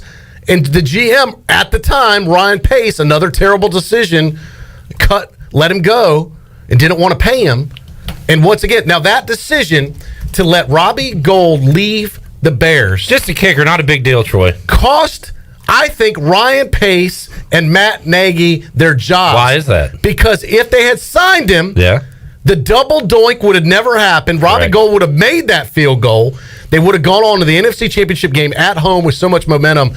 Most people have said they would have been to the Super Bowl. That doesn't mean they would have won the Super Bowl that year, but they would have gone to the Super Bowl and then been a team other people want to come to and free agents want to play for. They could have rebuilt the team that much easier, and those guys would still be there if they had kept Robbie Gold, which they did not, so they deserve to be fired. Nah, you say he would have made the field goal. He might have missed it, He would have Troy. made it. The guy's Shirley, funny. I have a Never missed a field goal or extra point in the playoffs. Stat to consider. The stats to consider. 20 for 20 field goals in the postseason. Exactly. Unbelievable. The dude is money, and they let him go. Pure He's gold. a Hall of Famer as a field goal kicker, and they let him go because they're idiots. Now, I remember, I was like, Robbie Gold. I was like, how long has he been in the league? Because I remember as a little kid hearing about Robbie Gold, and I was very shocked to see that his first year was 05, and he was with the Bears from 05 to 15. He loved the Bears. He loved Chicago. He didn't want to leave. They didn't want to do his deal. And San Francisco would. And here I they don't are. fault him. Yeah. I fault the Bears. So Robbie Gould wins. What a dramatic turnaround for Green Bay. You know, Green Bay is just absolutely. And Chicago Bears owner. Aaron Rodgers not loses. enough to win. Yeah. And see, he's the veteran, and then the Bengals have the rookie. That kicked all those field goals. Yeah, that was money. he was a draft pick. They actually drafted him in the late rounds. A lot of Bear fans were hoping Robbie Gould whispered in Aaron Rodgers' ear, "We own you." Well, the 49ers are 4-0 in the playoffs against Aaron Rodgers. They do own Aaron Rodgers. In the postseason, they do. Yes. That is another stat to consider. Yeah. What a weekend. It was all capped off with an amazing game, Bills-Chiefs. Troy D., I asked Ellerbe in hour one. I'll ask you, how do you fix NFL overtime? What do you do? All right, correct me if I'm wrong. The rules are the rules different in the regular season? Well, They each get in the a regular chance? season, they can have a tie. They can have a but tie, the rules but- are the same. Okay, I thought that each team got a chance to get the ball in the If you regular score a season. touchdown, it's over. Okay. If you kick a field goal, the other team gets the ball. Then what if the rule is you score a touchdown or field goal, the other team gets a chance. If you score, the other team at least gets a chance to get the ball one time. Okay, but what if there's a tie after that? What do you do? You keep going until someone scores. So it's sudden death after that? After that, then it could be sudden death. So the only rule, you don't let it be decided on a coin flip only. That's what everyone's bitching about. You know, the Chiefs got the coin flip and they took the ball all the way down and scored. You know, and then the other team doesn't get a chance to ever touch it. Yeah. If the other team at least gets a chance to touch it, then you go sudden death. Otherwise, it could keep going on forever, I guess, potentially. But I don't know. At least give the other team a chance to touch the ball. I want to see a playoff game where it was like the Texas A&M and LSU game a few years ago, where it went to 7-8 overtime. It was 74 to 72 is the final score. I'm not a big fan of putting the ball in the 25. I do like the kickoffs. I think they should keep that going. You know. Now, once again, who was it? Who was it that lost? The Bills. The Bills. If the Bills just kick off, pooch kick it down the field, they've got to run some time off. Yeah. Even if it's just to grab it and to take a knee, probably a second or two comes off. But with 13 seconds, you just don't think anything can happen. I mean, that is incredible. So what if you get it down to 9 seconds? Maybe. That one play. Then you got one play. I'm going to be honest. I was expecting overtime. I was just thinking they were going to kneel it. No, I never thought that. Who? Kansas City. No, when they had with 13 seconds left. You didn't want to risk a chance He thought to when turn they got the ball over, at 13 seconds left, they were just going to take a knee and take it into OT, or like run a play, or just get out of there. Kansas City was down by 3. Oh, that's right. That's right. They were just going to kneel it and end the season. That's right. Yeah. I was thinking they were just like, hey, the Bills, you guys win. The better team won. Yeah. They kicked the field You know what? I know. I was thinking that it was tied. My bad. They kicked the field goal to go to overtime. There were there were so many game-winning or game-deciding nuts. field goals that I just got confused there. That was my fault. The back and forth was dizzying to keep up with. It was crazy. It was like the greatest game of Madden ever. Now, Tennessee's the team that should have taken knees instead of throwing with Tannehill. Because that gave the Bengals the ball. That's and they what kicked I the was field goal. thinking. And then Tom Brady, who looks like, he's headed for the retirement home, all of a sudden, here come the Buccaneers. It is amazing the stuff that happens around a Brady football game. That the Rams had 4 lost fumbles in the Didn't game. you feel, though, that this was the momentum? Like, here we go. Yeah. Here we go, Jim. Here we go. And, I mean, you just had the feeling like this. They just kept on trying to give it to the Buccaneers. The biggest fumble might have been, I said the Cooper Kupp one. It could have been, and it might be, the one right before halftime. I mean, you're going in for the death nail there, probably. Yeah, And you're Cam going in Akers there for the fumbles. gut punch, the knockout punch. And again, that was the only game that wasn't affected by weather. It was a beautiful day, and they kept fumbling. And instead of looking for an elbow or a shoulder to be down, they were looking for the helmet to be down. So I think you had a lot of people that dislike Aaron Rodgers now for whatever reason. There's many different reasons why people disliked Aaron Rodgers, but I mean, he got the full brunt of it on Twitter after the game, no doubt. Big meme night. I would say now the most disliked team in the country, because first of all, you had the Cowboys, but then they got eliminated, right? So they were maybe one of the most disliked teams, unless you're a Cowboy fan. Then you had Aaron Rodgers. And people like to root against Brady, too. Right, that's true. He has a lot of haters. So now you've eliminated a lot of the people that they don't like. So now number one on the most disliked team that's still in there, Kansas City. Because not of their quarterback, but because of the quarterback's wife and brother. God! They are so obnoxious. They have become the number one hated team in the country. No, so what's his wife do? Well, she took a bottle of champagne in the skybox she was in, shook it up, and sprayed it on all the fans below her in like one of the most obnoxious displays I've seen in a long time. They won the game. Those fans don't give a I know, crap. but I just think that's obnoxious. Like, you're spraying people with alcohol below you that may or may not want to have that on them. I don't think you do that.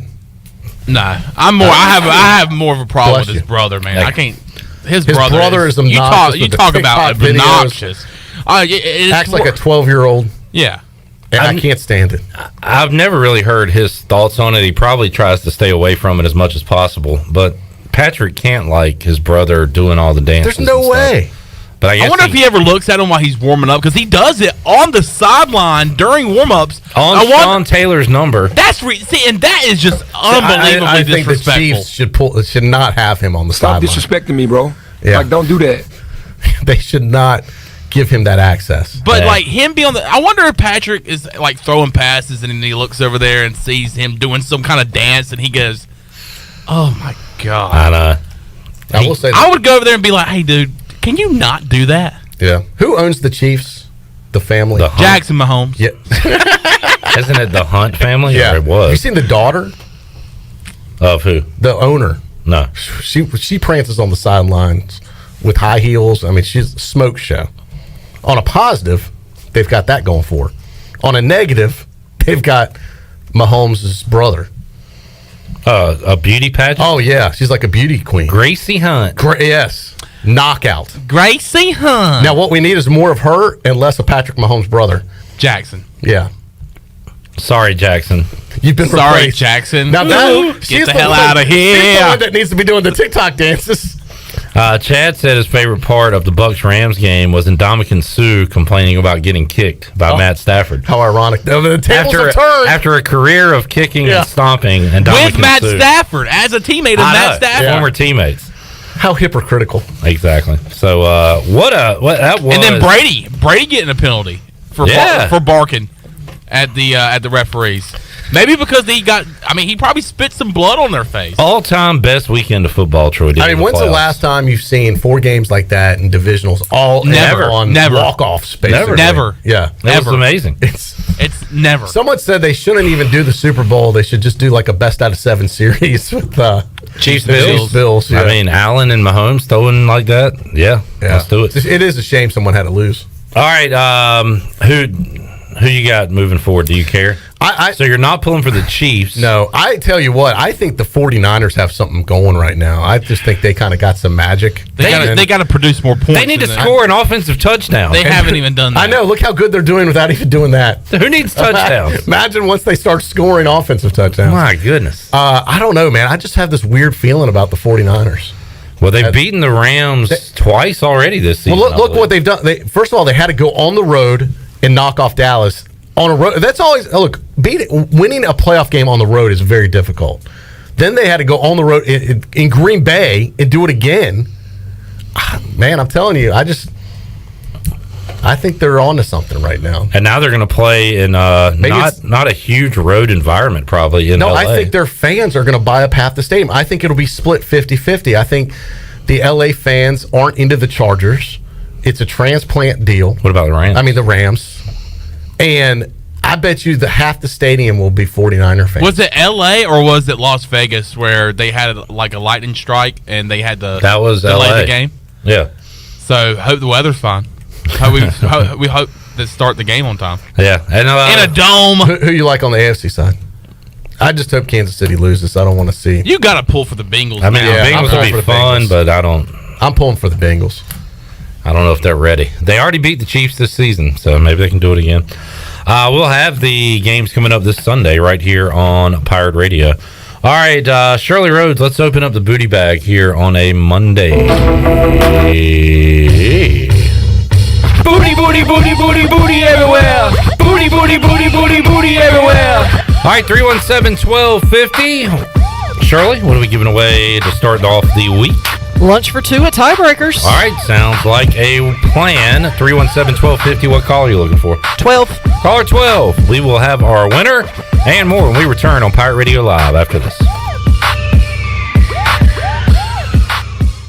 Grow Rug 26 is coming to Greenville March 25th through the 27th. This is DJ Fossil from F3 ENC, inviting all men to sign up now for this leadership training event. The Grow Rug training events are designed to help men become high-impact men by reinforcing the F3 mission of invigoration of male community leadership. To register or to learn more, please visit f3enc.com. That's f3enc.com. Remember, you don't have to be great to get started, but you've got to get started if you want to be great. The Buccaneer Music Hall is your beacon of music in the land of pirates and ENC. Open 7 days a week from noon until 2 a.m., the Buck features live music every night of the week. Tuesday is karaoke with DJ Captain Morgan. Wednesday is acoustic night. Thursday is the DJ dance party. And Friday and Saturday nights, it's live bands. Check out the Buck's Facebook or Instagram page for more information. The Buccaneer Music Hall. We'll see you at the Buck. East Coast Grading and Utilities is your source for clearing, hauling dirt, and concrete work. East Coast Grading and Utilities handles all sewer and water issues as well. I'm David Vaughn. Whether putting in a new subdivision or helping you with any and all of your drainage problems, I can get the job done. Call me at 531-7494. No job is too big or too small. East Coast Grading and Utilities. Friends helping friends. 531-7494 for East Coast Grading and Utilities. Hey Pirate Nation, this is Tom Brown from Brown & Wood Buick GMC Truck. We've been serving the Pirate Nation in Eastern North Carolina for 83 years. We have 4 brands, 3 generations, 2 showrooms, and 1 goal to make sure you leave a happy customer. This month at Brown & Wood, get an all-new 2022 Buick Encore GX. Save up to $1,250 off or 1.9% for 72 months. As always, Brown & Wood is the home of the lifetime powertrain warranty. We're located on Greenville Boulevard next to the Convention Center, or shop us online at brownandwoodauto.com. Hello, Eastern North Carolina. If you're looking for a great place to work with competitive pay and advancement opportunities, Pitt County Schools is hiring. We employ over 3,000 people, and we're one of the largest employers in Pitt County. Pitt County Schools is currently seeking teachers, bus drivers, school nutrition personnel, facility staff, custodians, clerical staff, and more. We offer advanced leadership opportunities for our educators and competitive pay for our skilled labor force. Come work for a diverse, thriving school system and be an important part of ensuring success for the students of Pitt County who are the future of Eastern North Carolina. To fill out an application, visit our website today at pittschools.org. That's pittschools.org, or go directly to our job postings at bit.ly/PCS employment. That's bit.ly/PCS employment. Pitt County Schools, engaging, empowering, and elevating every student and every staff member every single day. For the latest from the world of golf, tune in every Saturday morning from 8 to 10 for the Golf Shop Radio Show. Hosts Mark Greenhelves and Matt Blanchard talk golf from tee to green and everything in between. If you like golf, you're gonna love Golf Shop Radio. Before you tee up, drop on in. Welcome to the Golf Shop. Hey dads, it's back. Plan to join us for our 6th annual Daddy-Daughter Dance Friday, February 11th at Rock Springs. This event will be a fun night of games, music, photo keepsakes, raffle tickets, and of course, dancing. Best of all, 100% of the proceeds will go to Daughters for Dads, which supports local families affected by cancer. Sponsorship opportunities are also available. Purchase your tickets today by going to eventbrite.com and search for Daughters for Dads. We will see you Friday, February 11th at Rock Springs. Hi, this is Phil Steele of Phil Steele's College Football Preview Magazine, and you're listening to Pirate Radio, the voice of Pirate Nation.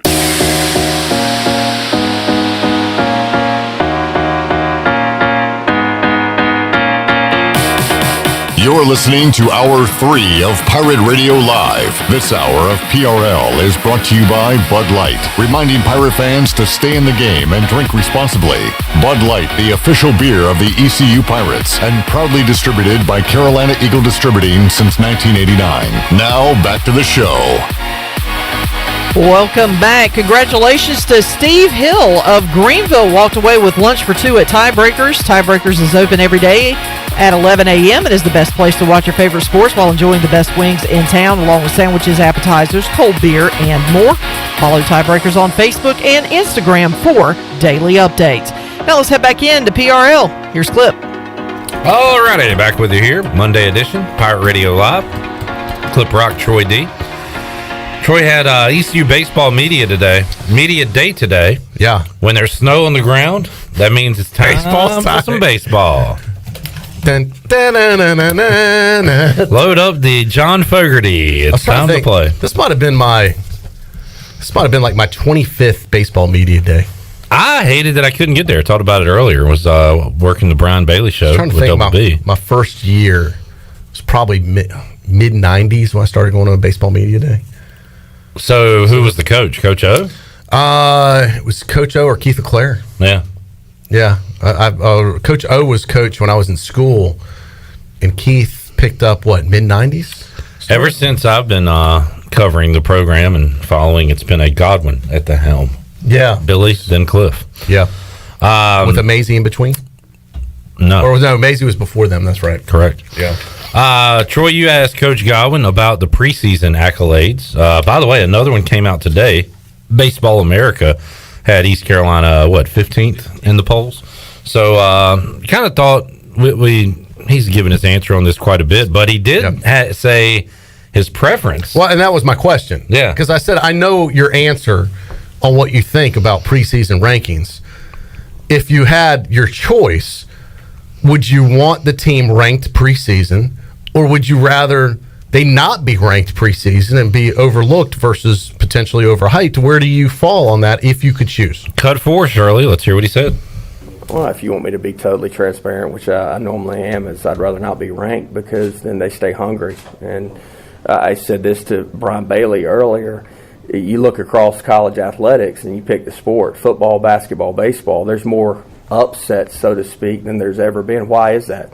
Well, it's because of social media. It's because kids from 18 to 22-year-old cannot handle reading good stuff about themselves and still having an edge about them. And that's why I am the way I am. Look, you can like Nick Saban, you can hate him, but it is rat poison. I mean, you look at Bill Belichick, you look at the most successful coaches in the country, and they talk about it being noise or rat poison, whatever it may be. So if I had to pick, I'd say, yeah, but, I can look out there and say that we're talented. I mean, look, we got a really good team on paper, but guess what that'll get you? Nothing.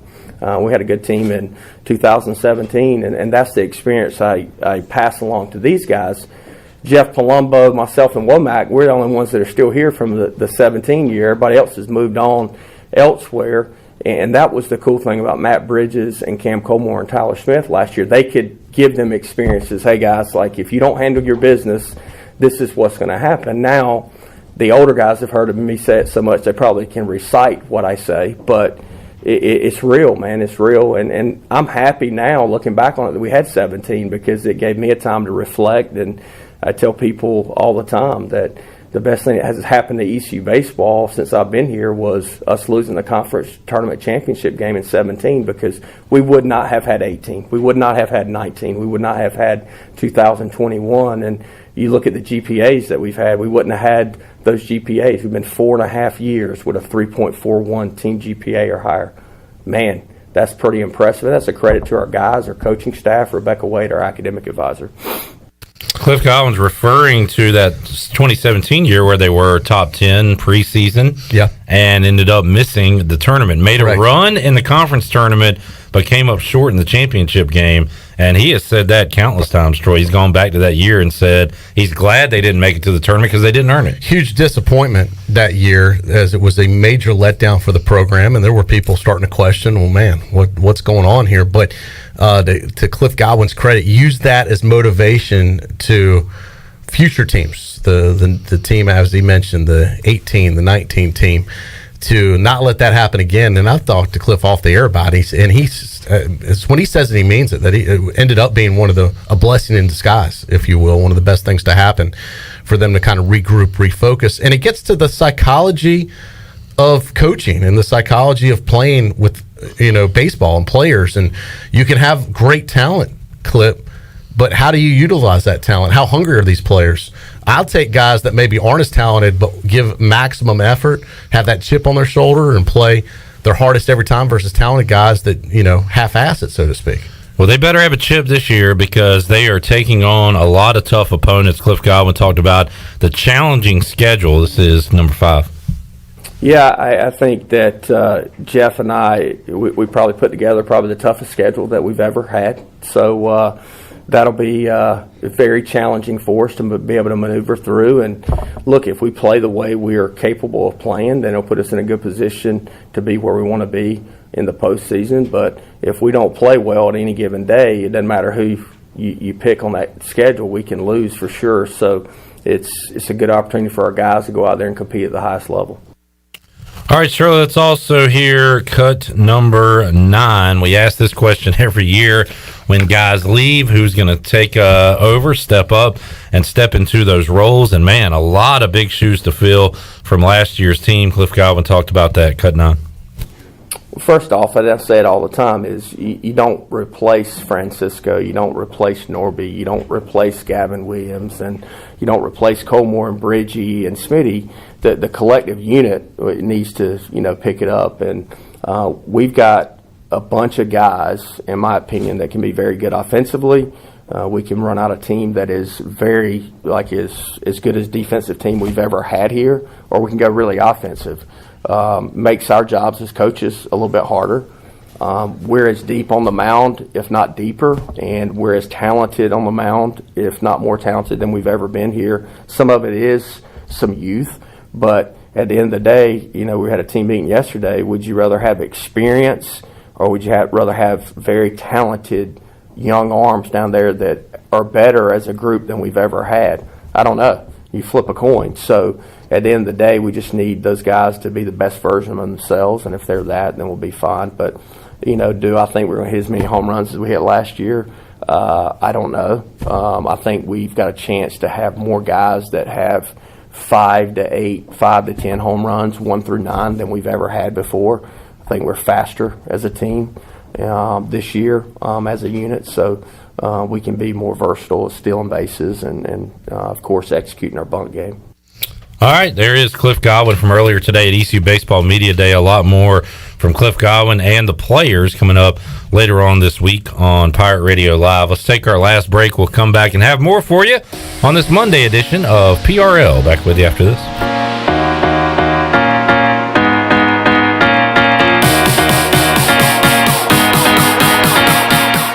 Hey dads, it's back. Plan to join us for our 6th annual Daddy-Daughter Dance Friday, February 11th at Rock Springs. This event will be a fun night of games, music, photo keepsakes, raffle tickets, and of course, dancing. Best of all, 100% of the proceeds will go to Daughters for Dads, which supports local families affected by cancer. Sponsorship opportunities are also available. Purchase your tickets today by going to eventbrite.com and search for Daughters for Dads. We will see you Friday, February 11th at Rock Springs.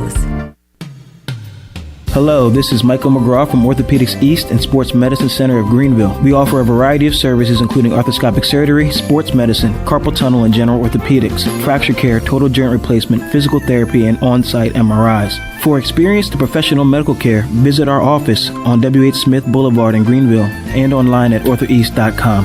Orthopedics East providing services to ECU and Pitt County athletics for over 35 years. Go Pirates! Safety comes first at Greenville Utilities. Did you know that by itself, natural gas is completely odorless? As a safety precaution, a chemical is added to the gas that gives it a distinctive and unpleasant odor. This allows you to detect the slightest amount of natural gas both indoors and outdoors. If you smell a strong odor of natural gas in or near your home, you should immediately call Greenville Utilities. GUC maintains staff around the clock in order to provide immediate response to emergencies such as natural gas leaks. You can count on GUC to keep safety job number one. At US Cellular, we can help everyone stay connected for less. And less also means more, as in more choice. Right now, you choose any phone and we make it free. Plus, get unlimited data for $30 a month with 4 lines. US Cellular, America's locally grown wireless. Terms apply. See uscellular.com for details. Now that life is returning to normal, we have found a lot of good things that came from the pandemic. One of them is not having to go to the wireless store anymore. The Cellular Warehouse team has been in the business of delivering phones to your home and office for 20 years. People found out about our free delivery service and love the ease of getting a new phone, tablet, or hotspot. Call Toby Williams today at 252-799-7051 so you can start experiencing the joy of never going to a wireless store again. Cellular Warehouse, your local U.S. Cellular authorized agent. Hi, I'm Annalie Newhoff. And I'm Rob Campbell. And we are with CopyPro. We have been locally owned and operated here in Eastern North Carolina for almost 50 years. CopyPro is the leader in office technology. Does your business struggle with keeping printing costs low or producing professional documents? Here at CopyPro, total customer satisfaction is our #1 priority. We have a variety of solutions to help reduce your printing expenses and make your business more productive. Call us today at 1-800-682-6558 or online at copypro.net. CopyPro, we are the professional office systems people. Before anyone walks into your business, the outside is what they see. Make sure your first impression is a good impression with the right curb appeal. Hi, this is Daniel Andrews from Dan Andrews Lawn Service. We specialize in making your business look great. Let us handle all your professional landscaping needs. We do it all so you don't ever have to worry. Residential services are also available. Call us today at 717-8006 and we'll come out and give you a free quote. Taking care of your landscaping needs is all we do, and we've been doing it for over 20 years. You can trust our reliable team at Dan Andrews Lawn Service, covering all of Eastern North Carolina.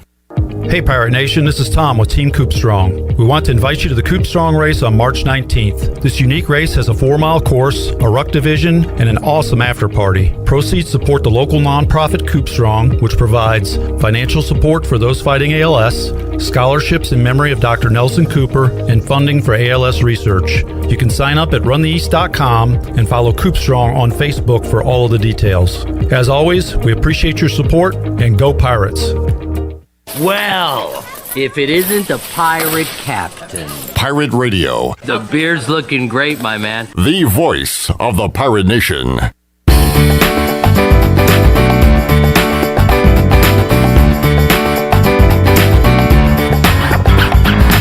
You're listening to Hour 3 of Pirate Radio Live. This hour of PRL is brought to you by Bud Light, reminding pirate fans to stay in the game and drink responsibly.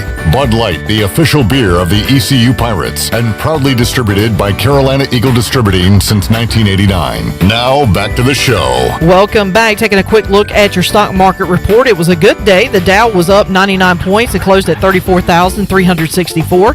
NASDAQ was ahead 86 at 13,855, and the S&P was also up 12 points at 4,410. That's your Wells Fargo Advisors financial report. For a personal look into investing, call Wells Fargo Advisors today at 756-6900 in Greenville. Wells Fargo Advisors, LLC, member SIPC. Now let's head back into the show. Here's Clip. All right, going to be a little odd tonight. No Monday Night Football for the first time since August. Man. Yep. That's a bummer. So hopefully you got something to watch. And we were talking about during the break. I got hooked on Dexter. Dexter on ice. On ice, as I like to call it. Damn, I forgot it now. What is it? First Blood? Yeah. But he, instead of being in Miami, he's up in Iron Lake, New York, which I think is a fictional city. But Man, I got hooked on that thing again. After the football game last night, I binge watched the last 3 episodes. I couldn't turn it off. And I don't watch much stuff. Like, I'm not a big streamer. I'm not a big binge watcher. Dexter. You're a flipper. You're an accidental flipper. But Dexter, because my friend Michael C. Hall is Dexter that I grew up with. Like, I'm obviously like him. But he's incredible. Like, just the storyline is so good. I know you've got a few episodes to go. Yeah. And I'm warning you, once you start watching it, you're going to have to, like, finish it. Well, I got nothing to do tonight. Yeah. That would be a great thing to watch. My binge for the weekend, they just released the first half of the last season of Ozark, and I watched every episode. Haven't watched that yet. I hear it's good. Really good. Maybe that might be my new thing when there's nothing to watch on, sports-wise, which is getting ready to be. And I did also tell you should watch Righteous Gemstones. I think there's 3 episodes of the new season of that out. But there's a whole season. That's the one with the guy from Eastbound and Down. I showed you. It's a comedy about a evangelist family that's really good on HBO. So there you go. I did. My son had me watch. He started watching these. He said, Dad, I think you'll like it. It's called All American. Have you seen that? I have not. That's pretty good. It's a story of a high school kid, a football player. Heard about it, I think. It's pretty good. So we're about 3 episodes deep in All American. It's something we can do together. Well, that's nice. Yeah. Father-son time. There you go. All right, Troy D, we'll talk to you Thursday. Yep. Touchdown Tony Collins will join me. And you. It'll be fun. Week is flying by. The month is flying by. Clip, it'll be February before you know it. This is our second to last Monday in January. And when I talk to you next Monday, it'll be the last day of January. Believe it or not. Wow. Poof, 1 month gone. Shirley, Chandler, CJ, we'll see you. Spring is Tuesday. almost here. All right. Spring is almost springing. Knocking on the door. See you, folks. Bye-bye. Thanks for listening to Pirate Radio Live, an exclusive presentation of the voice of the Pirate Nation. This is Pirate Radio, WGHB.